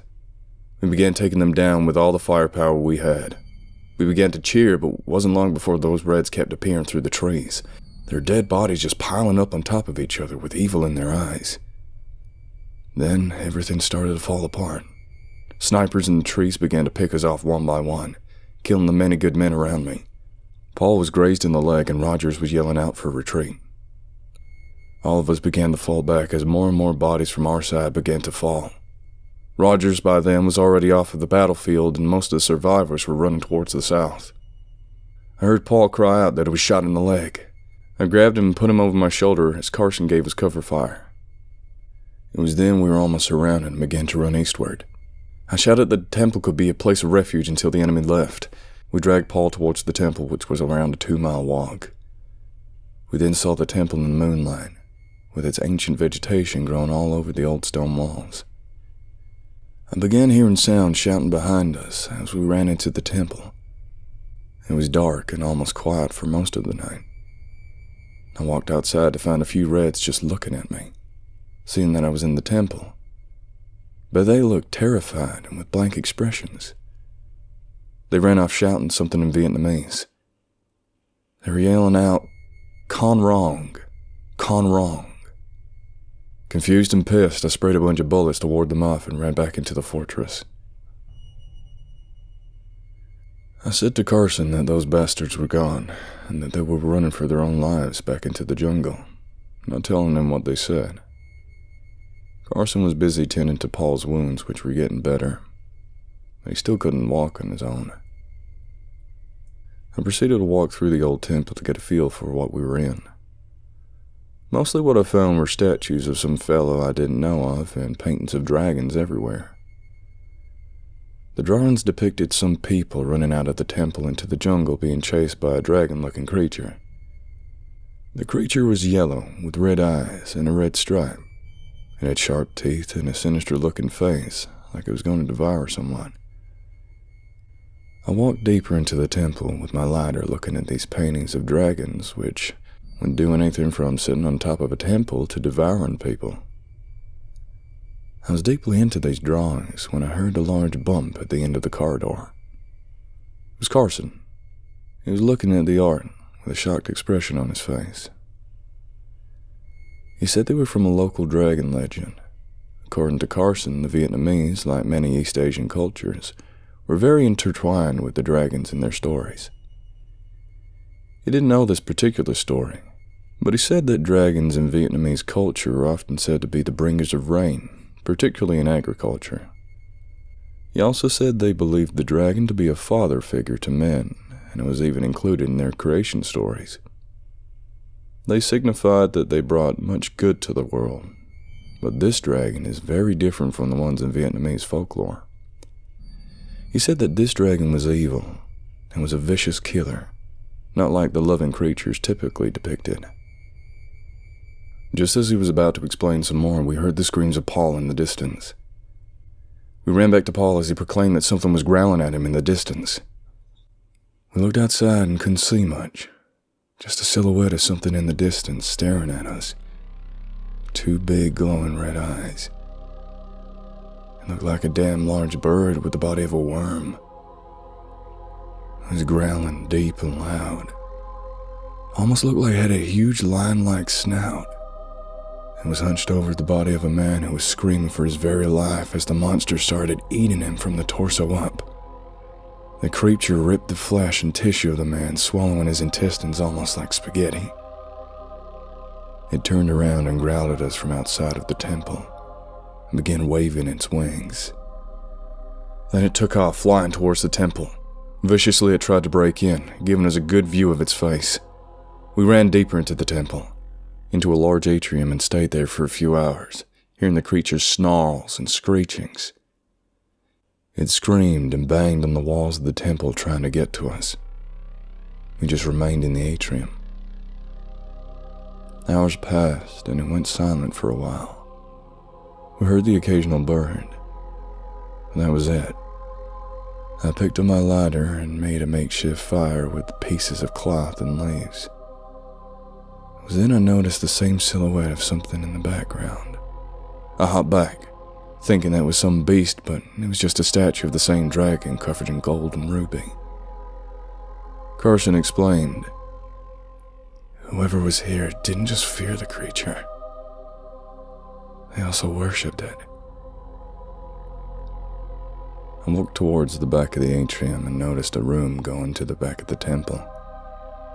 It was a long line of stairs which proceeded to a room with an opening big enough to fit the dragon. Inside the room were drawings of dragons everywhere and a large altar big enough to lie down on. It was covered in dirt and leaves, but it was definitely for sacrifices. There was found a lot of daggers nearby made of gold. I heard a hiss from above me. Slowly I looked up. Saw the dragon coming down at me with its claws. It just missed me but left a deep scratch on my leg. I heard its heavy breathing from the other side of the cabin. It let out a loud roar, filling the space with the stench of rotten flesh. We ran through the open door back to the atrium, but not before it grabbed my leg. With its claws digging in deep within my skin, I let out a shriek. Grabbing my revolver taken out of its holster, I shot it in the arm. It shrieked so horrifically I thought my eardrums were gonna pop. Regardless, we took the opportunity to get out of there. I escaped the beast by climbing back to the atrium where my colleagues were. We waited for daylight to come, which seemed like an eternity. Paul's bleeding was stopped, and we were trying to pick him up and proceed to walk out of the temple to civilization. My eyes began adjusting to the incoming daylight as we swiftly walked out of the temple towards the American camp.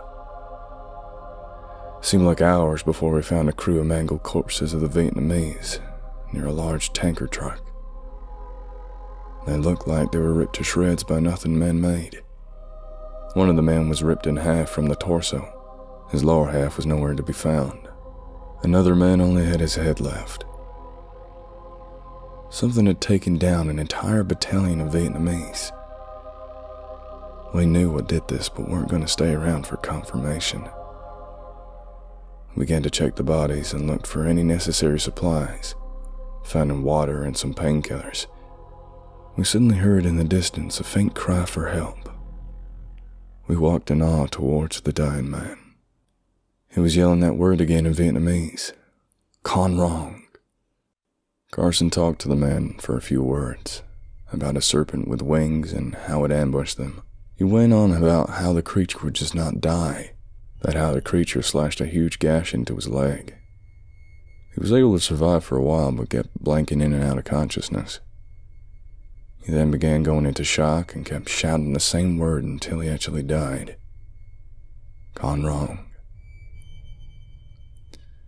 By then I was sick to my stomach and throwing up whatever contents was in my body.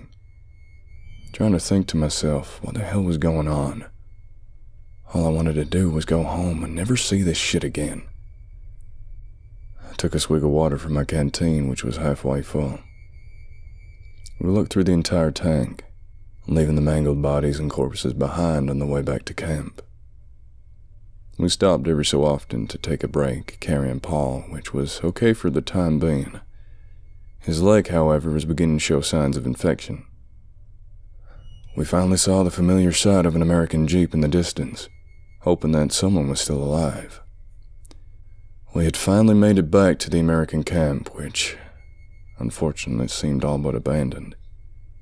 Jeeps and tents all but empty in the area, mostly everything charred, like it had been on fire. The corpses began to appear just like the Vietnamese camp. Charred remains of men were all over the place, half-eaten men with their innards all over the place. It was a disaster zone. We began walking through the entire encampment, trying to find some life when we saw a handful of Americans, including Rogers. He was loading up gasoline into a large Jeep with a few injured and healthy people. We yelled at him, letting him know we were there. With a shocked look on his face, he snapped his head towards us, quickly waving at us to come towards him. We dragged Paul into the Jeep and put him on gently. Many of the men in the Jeep looked injured, even Rogers, who, upon closer inspection, looked scared out of his mind. He went on to tell us how everyone in the battalion was dead but us, and that we were lucky to be alive. He later said that no one from either side was alive, including the Vietnamese. He paused and said, "After the retreat, we ran towards the base camp we had settled before and stopped there for prep work in the morning. And something came in the distance, attacked us. That thing was everywhere, slaying troops one by one with its big red eyes and bloody teeth. It flew around our jeeps and stopped everyone from leaving. Charred men, cooked them to death. ripping men apart piece by piece. We ran into the forest and hid in a small cave until the thing left. That's when I began finding survivors, and I began setting up this jeep. We then began talking about our own encounters with the creature, and how it killed many men along the way. By the time we went explaining all our stories, we reached a small town outside of Saigon and went to the nearest American military post. Luckily, that's where my story ends. After that horrible encounter, all 12 of us were relieved of our military duty due to PTSD. We were never given an explanation on that serpent. We were flown back to the States and sent to the mental health division of the VA. There, the doctor said that the dragon was just the result of the stress we had endured, but I know what I saw. After the scramble, we all went our separate ways. As for the others of the few that survived, I only know what happened to Paul, Rogers, and Carson. Paul, after returning home, had his leg amputated. He lived a nice life, until he started having flashbacks of the dragon and the temple. He was later admitted to a mental health clinic in 1984, where he died a year later. Rogers, after returning home, worked at a local grocery store, where he later became the manager. However, due to constant headaches and hearing voices, he committed suicide in 1995, leaving a suicide note about how he was hearing voices from outside of his window and seeing red eyes behind him. As for Carson, he still contacts me, and after returning home, got his degree in Eastern Religious Studies from the University of Michigan. Still studying about the dragon in the tomb, and has implied that he might go back to Vietnam trying to solve the mystery of the murders. As for all of the other men slaughtered by the dragon, I don't know. It was never explained to me what happened to the many people that perished by that creature. In the end, I still know what I saw, and I know the other 2 men saw what I did. That thing still stalks me in my dreams and my sleep. The doctors from the VA still say that it's the stress of being in war, but I know what I saw, and it was not a hallucination. I know that thing is still out there waiting to kill me, waiting to skin me alive, waiting to kill me with its razor-sharp teeth and its blood-red eyes. And it will still be waiting for me in my dreams, waiting patiently.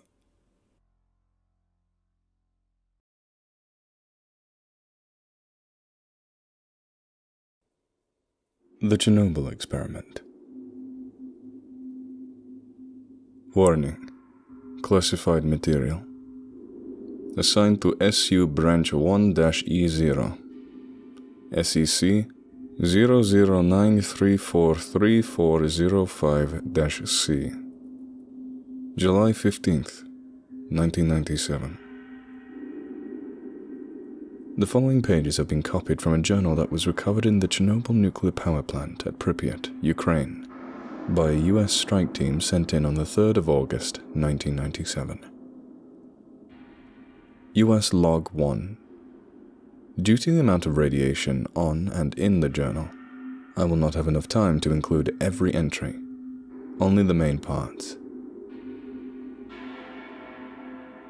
11/18/1991. Today the Soviet Union assigned my research team to Chernobyl. Ava requested that we should be airdropped in. As always, request granted. I must say, I'm kind of nervous due to the high radiation levels in that place. And the hazmat suits aren't ventilated. Oh Jesus, this is going to suck. It's 10:30, and I have to rest. I've got a big day tomorrow. 11/19/1991. We are on the helicopter right now, and the sky looks like a sheet of grey. We have been in the air for 2 hours now, and the ETA is in 10 minutes. I'm scared and regret taking this job now. 11/19/1991. Alright, we're on the ground. But we didn't land. Our helicopter's motor gave out as soon as we flew over the outskirts, almost like we were being pulled down. I swear, I saw something fly past the helicopter. The pilot's dead, and the rest of us are pretty beat up. There's no backup generator in the heli for the radio, so now we're virtually stranded. We'd head back through the woods, but the radiation level is too great, and we're about 100 miles away from any town that isn't covered in nuclear fallout. As we set up camp for the night, we saw old, dried blood on the floor and walls of the nearby hospital. Nothing unusual, I guess. I don't know what's going on, but it's scary. 11/12/1991. It's morning. Last light I kept hearing strange noises. It was almost as if something was being dragged across the rusty metal floor. Must have been an animal. Yakut is trying to contact HQ with the emergency radio, but there's no response. I'm so tired of this suit, and a crashed helicopter is not the best place to sleep. My head hurts and my legs ache from non-stop walking. 11/24/1991. 3 days have passed and no response from HQ. I wonder if our radio code is cut off or needs to be updated. Either way, we're not getting any evac. I'm starting to smell like a dead animal. I just need a shower. 11/24/1991. Our food is starting to disappear and one of our squad members is starting to go insane. He said that when he was on guard duty last night, he saw a young boy with no arms and no eyes walking in the west courtyard. Maybe our destiny is to go crazy. I sure hope not. 11/25/1991. Yakut and I woke up to gunshots this morning, and our food and most of our ammo is gone. I wonder if the Tatar took it. We're going to look for him right now and investigate. My skin is becoming itchy, and the smell is horrible. 11/25/1991. We went to the building that Yakut suggested. We made contact with that thing Tatar saw. There's more than one of them, and they're all hostile. None of them looked the same. We managed to kill one of them. It almost looked like a spider with an infant's body and face. The eyes were split in half and the legs were extremely elongated, almost around 4 feet each. No matter how much we shot it, it wouldn't go down. Take off the limbs. It won't kill them right away, but it leaves them immobile. Soon they will bleed out. As the one we injured bled out, it let out a blood-churning scream. It sounded like 6 voices at once, almost impossible to describe. We also found Tatar's body. His face was all mangled and his gun, it was in pieces, scattered across the floor. 11/25/1991. As I was writing my last entry, Yakut and I were ambushed. I ran to the nearest room. I guess that scream attracted more. It proves that whatever those are, they have the ability to communicate. Yakut. I locked the door too soon. I had to. I heard his AK go off and I heard him run. Shit, they're trying to get in. 11/25/1991. I'm almost sure that I'm going to die here. There's no food and a bunch of things out there. I managed to see more of them. Tons of them. Most of them seem to be women and children with horrible deformations. I think they are victims of the accident. How can they stay alive? Some of them don't even have eyes, and others have such a thin skin you can see their organs. Some are like spiders. Others are radiated to the point you can't even tell they're human. I saw two that had wings. I'm estimating around 10 or 11 meter wingspan. And believe me, they can sure as hell fly. They have claws that are very thick and around a meter long, and their entire ribcage is missing, replaced by thousands of fungus-like strings that just dangle. It's not hair or fur. Jesus, this is like a never-ending nightmare. 11/25/1991. I have seen the devil. That thing that took Yakut. That was no animal. As far as I can tell, there's only one of this kind. Just pale white, webbed fingers and feet. No reproductive organs. No arms, just the hands coming out of the shoulders. No eyes, and the legs are reverse jointed. That is what fear looks like. 11/26/1991. I can't sleep. I'm so afraid of them. Even though I can't see them at night, I'm still scared. The fear of death keeps me awake. I am so hungry. Not as much thirsty. I've been drinking water from a broken pipe in here. Every time I take off my gas mask to drink, I get a headache. The radioactivity is killing me. I can hear babies crying. Are there survivors? No, not here. I think I'm going to sneak out tonight. If I can't see them, they can't see me. But what if they can smell me? I'll bring my AK-47 along, just in case. I ventured down the hallway to the door at the end. It was locked, so I just turned left. In the first room to my right, I saw blood, organs and cracked bones strewn all over. They weren't adult bones. They were infants. What kind of fucking sick creatures are these? This means only the most basic primal instincts are left in them. I want to die. This place is hell. Literally. My stomach burns. I must be sick. I can hear some of them sniffing the room's door. They know I am here. My skin is starting to become weak. The lightest touch bruises it. I'm scared. They were looking into the helicopter's wreckage.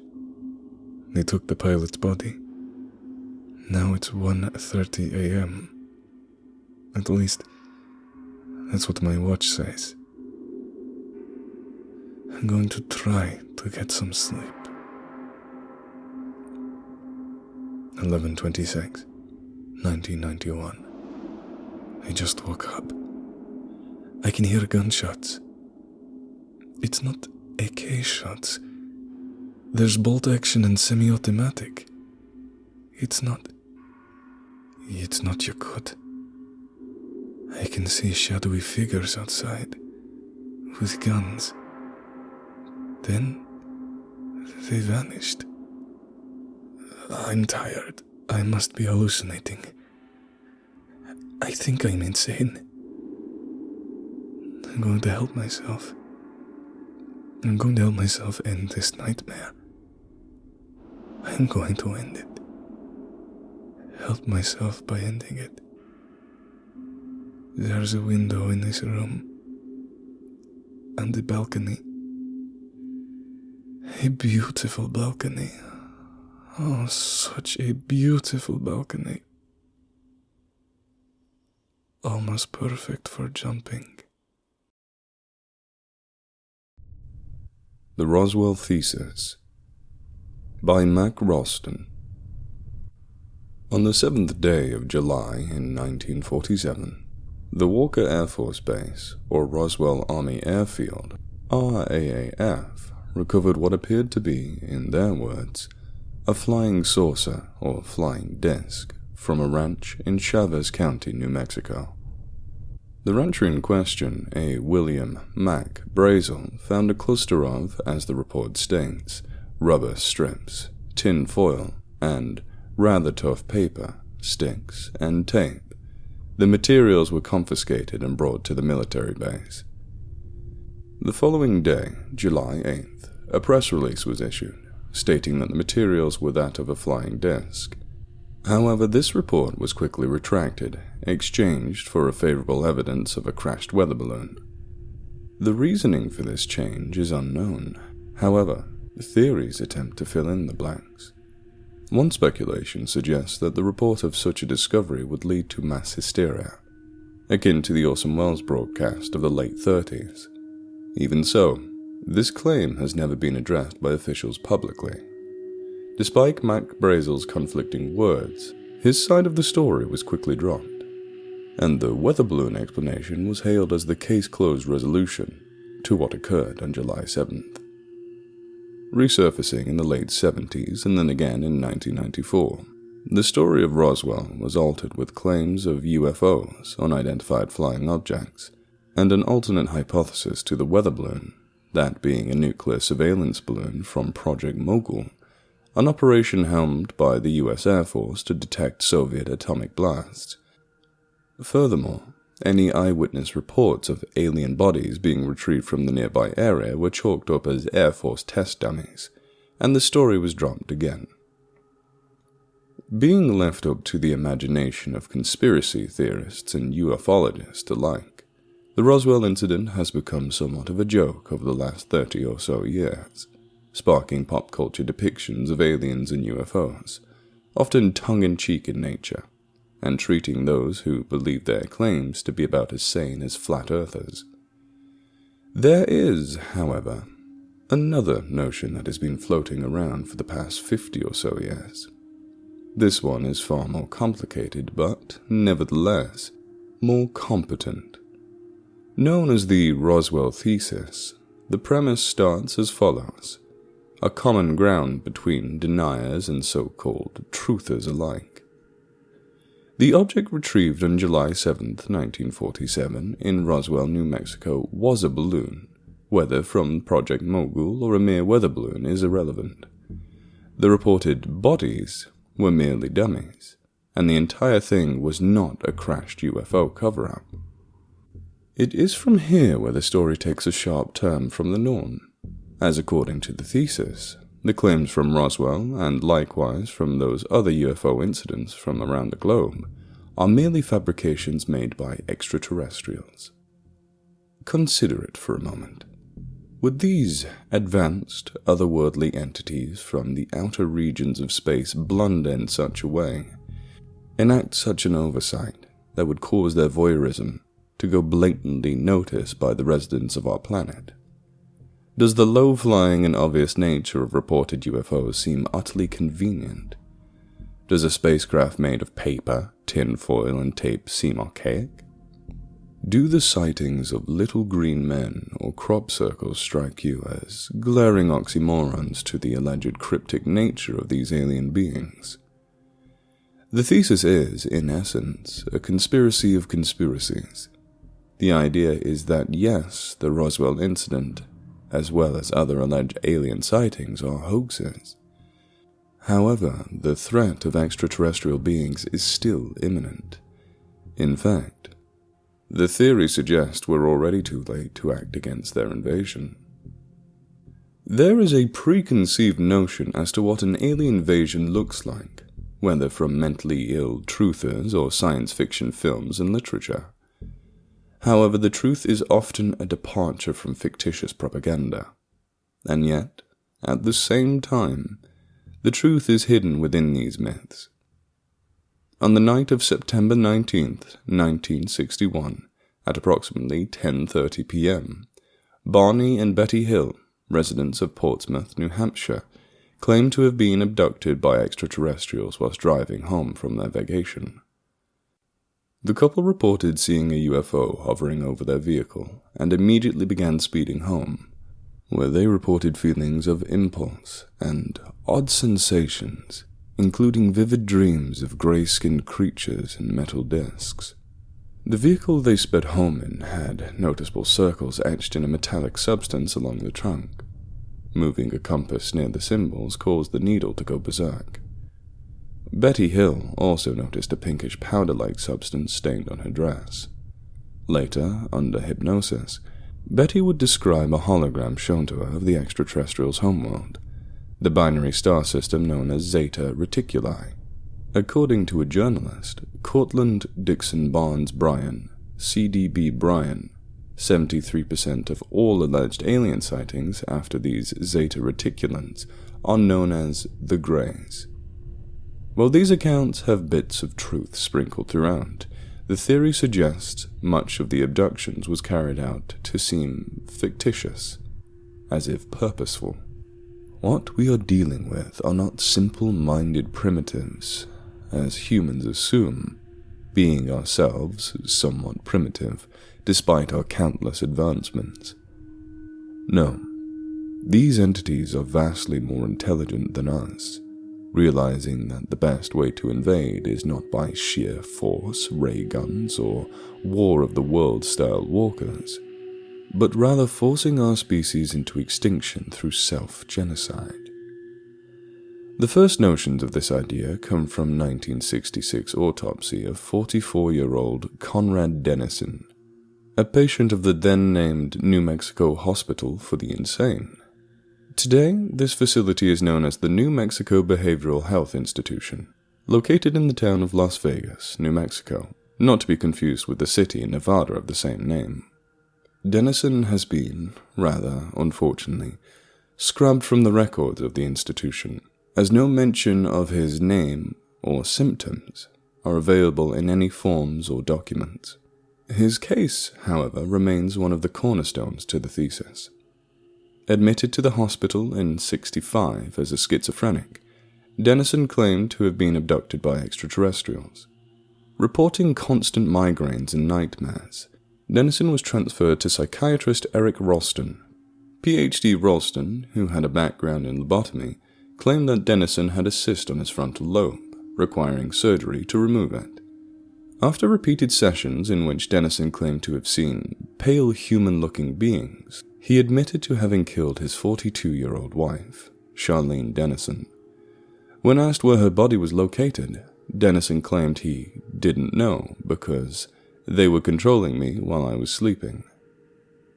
Despite a confession to murder, the implications of insanity meant a lengthy trial, one that Dennison would never see.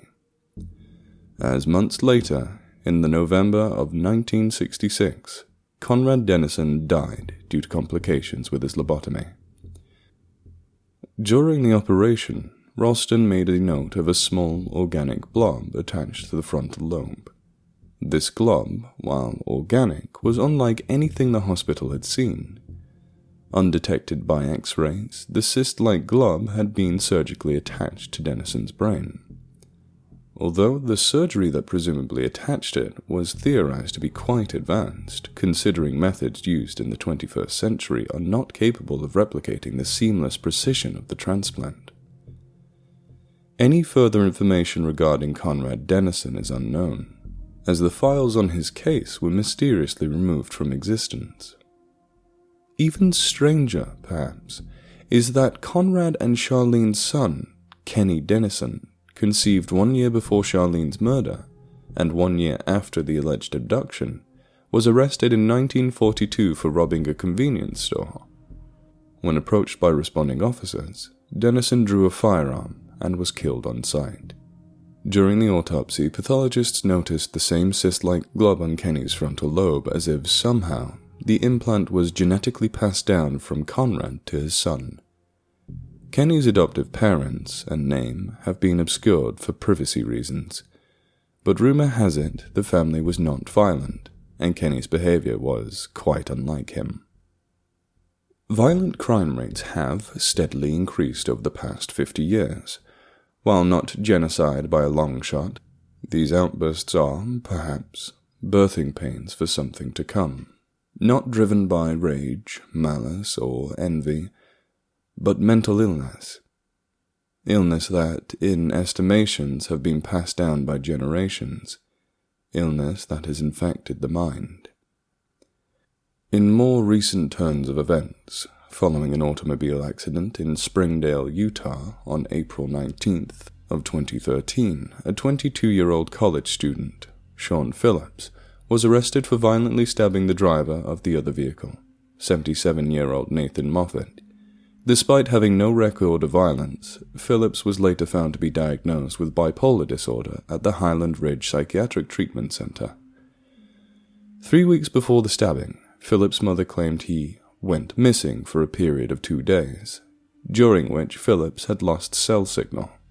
Upon returning home, Phillips couldn't recall where he'd been, but noticed occasional headaches and periodic outbursts of screaming. In an interview with Phillips' roommate at Highland Ridge, Phillips' erratic behavior was described as inhuman and weird. During one conversation, Phillips confided in his roommate, claiming that the thin grey people were in his head. Moments later, Phillips' roommate described Phillips' eyes as going dead before he lashed out at his fellow patient. Phillips would receive 13 therapy sessions before passing away in his room on December 23, 2013. As reported by his roommate, Phillips' final words were, "Tell my mom I'm sorry. I didn't hurt that man. They made me do it." Phillips proceeded to suffocate himself with a pillow. These acts of self-harm are genuine. However, the instances and crimes that led to such atrocities are not self-inflicted. Even more troublesome are the cases in which the offender is subdued and harmed, many times killed by others, as this, fearfully, was the motive of the beings all along. Over the last decade, UFO sightings have decreased. While public interest in alien life will always remain stimulated, the shift from humanoid greys to bacterial water-based life on Mars has occurred, resulting in the intelligent Roswell-type alien beings largely classified as fiction. Some theorize that the reasoning for this change is a part of a larger plan, as, in the minds of some theorists, the extraterrestrials at hand want nothing more than their existence to be disregarded. Roswell was their idea. The UFOs may be theirs, but only toys perhaps, so that their true nature might be tucked away. They're watching us all, for some, in our heads, and they want us to buy into the lie that they don't exist. It appears that even we, too, have been infiltrated, as the only way to discredit the theory is to treat it as ludicrous fiction, invalidating the truth and parading it as nonsense. You may be reading this thesis in a fiction-based catalogue. Please consider that what you are reading or listening to is not fiction. So Very Cold by Jadishin. Curses flew from the young soldier's lips as the first flakes of snow began to fall. Once again he scanned the darkness that stretched between the densely packed birch trunks all around him. There was no sign of the troop from which he'd been separated. Not a shout, nor a musket blast, nor the clap of a horse's hoof. Not so much as a twig snapped anywhere near him.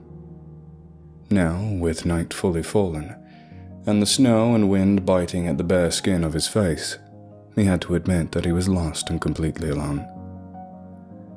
Nevertheless, he trudged on.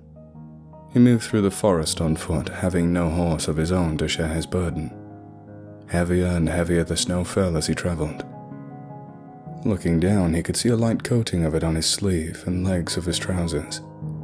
The sight of it amplified the chill that had already seeped into his bones. He would need to find shelter, he knew, and soon, or there would be no surviving the night. Who knows how much longer he walked? Perhaps it was hours or only minutes. The snow fell relentlessly all the while, and the wind showed no mercy. The soldier had nearly been ready to give himself up to the elements, when it seemed at last his prayers had been answered. He had happened upon the entrance to a cave. The soldier let a cautious relief warm his heart. He knew it was not out of the question that this cave should already have some wild and dangerous occupant, but it was a risk that needed to be taken. If it came to it, he decided, he could hold his own in a battle against a wolf or a bear. At any rate, whatever this cave had in store for him, he was sure was better than freezing to death. The soldier ducked his head and stepped inside. He was immediately consumed by darkness. What little light came in from the heavy grey sky outside only reached a few feet into the space. As unsettling as he found the complete darkness, he was pleased to find the place otherwise dry. His footsteps echoed as he ventured further into the cave. One hand was pressed against the cave wall as he felt his way around. A moment later, he turned a corner, and the light from outside fell completely out of view. Now the blackness was absolute. The soldier could not even make out his own hands stretched out before his face. He had managed to avoid freezing to death, but now another danger, that of falling and breaking his neck, seemed a very real possibility. The decision was made to simply stay where he was and wait to see how well his eyes would adjust to the darkness. It happened slowly. The various jottings and striations of the cave walls and ceiling began to materialize before him. With each passing second, he gained a better understanding of his surroundings. He seemed to have found a dead end of sorts, with no clear way to progress further into the cave. This didn't worry the soldier in the slightest. He had already come far in enough to stay warm and dry for the night. Indeed, he felt himself relaxing and settling in more and more as the seconds ticked by. Then something moved. He wasn't sure he saw it at first or heard it. With a slight scrape against stone, it looked as if a piece of darkness on the far wall had just come loose and was swaying, almost imperceptibly. Fear gripped the young soldier as he realized what he was seeing. It was not a patch of darkness or a spot on the wall, but another person. All he could do was stare as the figure slowly came into focus. It was thin and apparently cloaked. It did not seem to advance, but moved in such a way as to show intelligence and purpose. Gradually, the features of a face emerged from the darkness. His hair stood on end and his knees quaked as he found himself staring into two wide, dark eyes. "Who are you?" a voice said at last. It was slight and female, lacking any sense of command. The soldier could not mistake what he was hearing. The voice sounded frightened. "I'm a traveler," he said. "The snow falls heavily outside. I'm in need of shelter. I'm very sorry to disturb you, miss." "Shelter?" the voice repeated, almost absent-mindedly without any form of subtext. There was a tense silence. "It's cold," the figure said at last. "Yes. Perhaps you're a traveler as well? Perhaps we both fell into the same misfortune." Slowly the figure nodded. "Yes," she said. The soldier chose his next words very carefully. "Miss," he began, prepared to charm his way into the lady's confidence. Before he could continue, the figure spoke again. "Helena." "Helena. Is that your name?" The woman nodded. "Well, Miss Helena," the soldier said, resuming his previous air, "if you would be so charitable as to let me pass the night here in this cave, I can give you my word that no harm will come to you, either from me or any animal who may dare to enter here. I assure you I am armed and well skilled in handling beasts." For a moment the woman was silent. "What's your name?" she asked at last.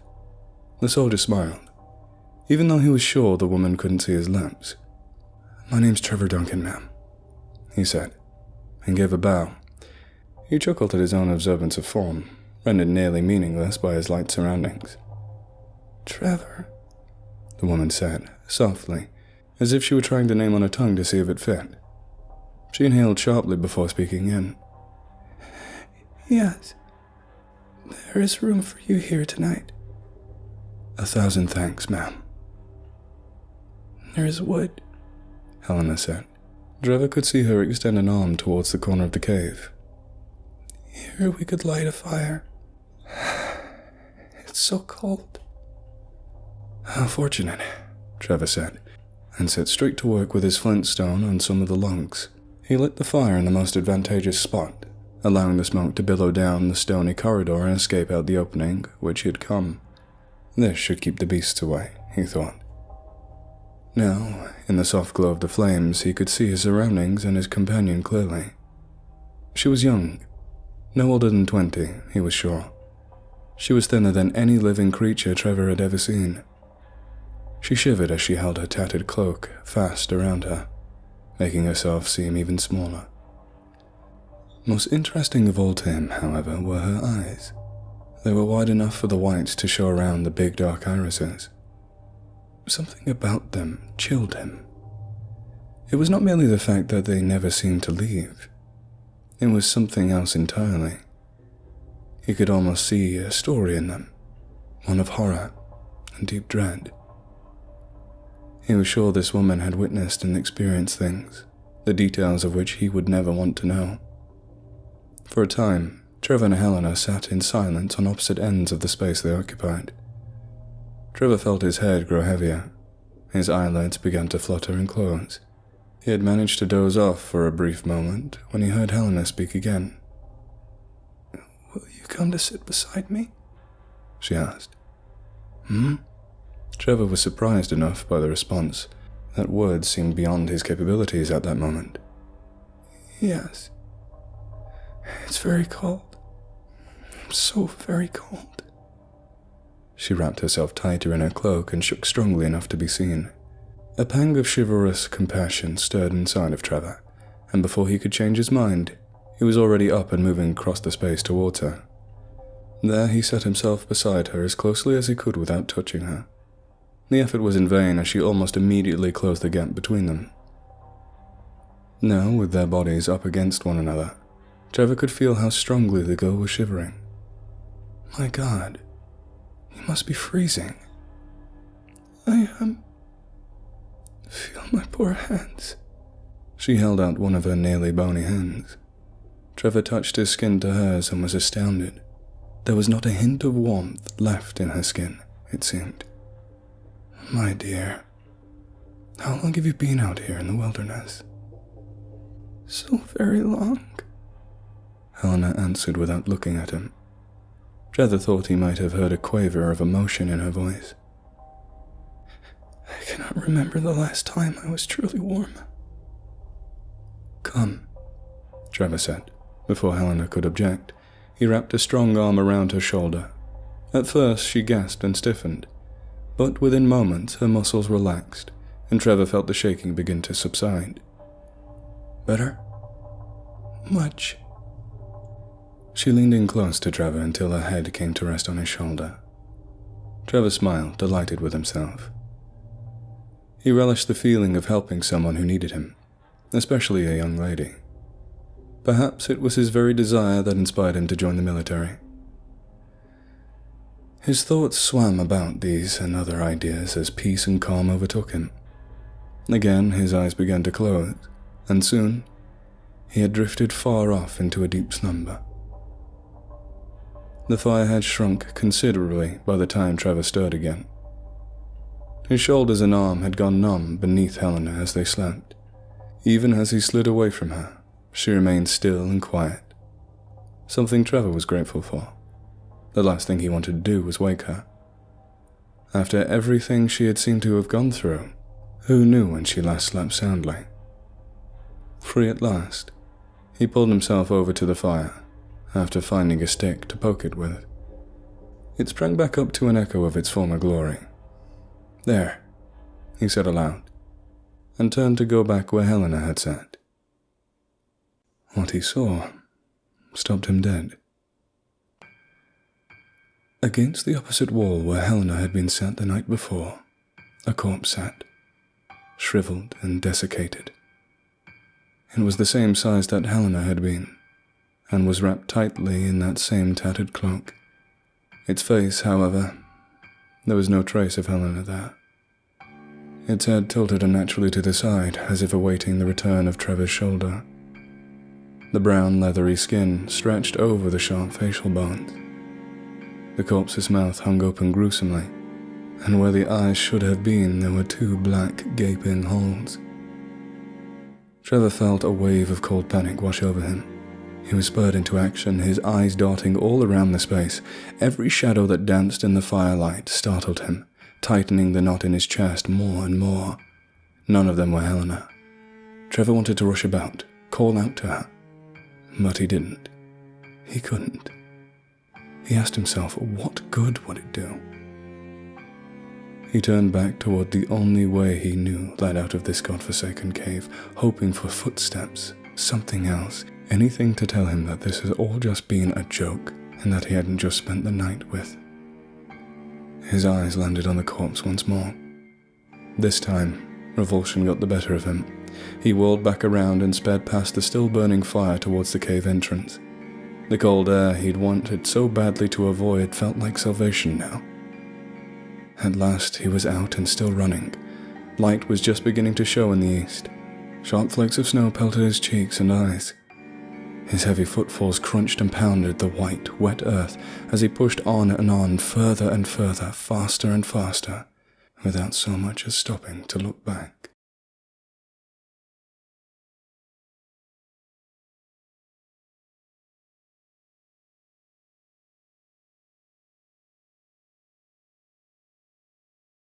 Chivalrous compassion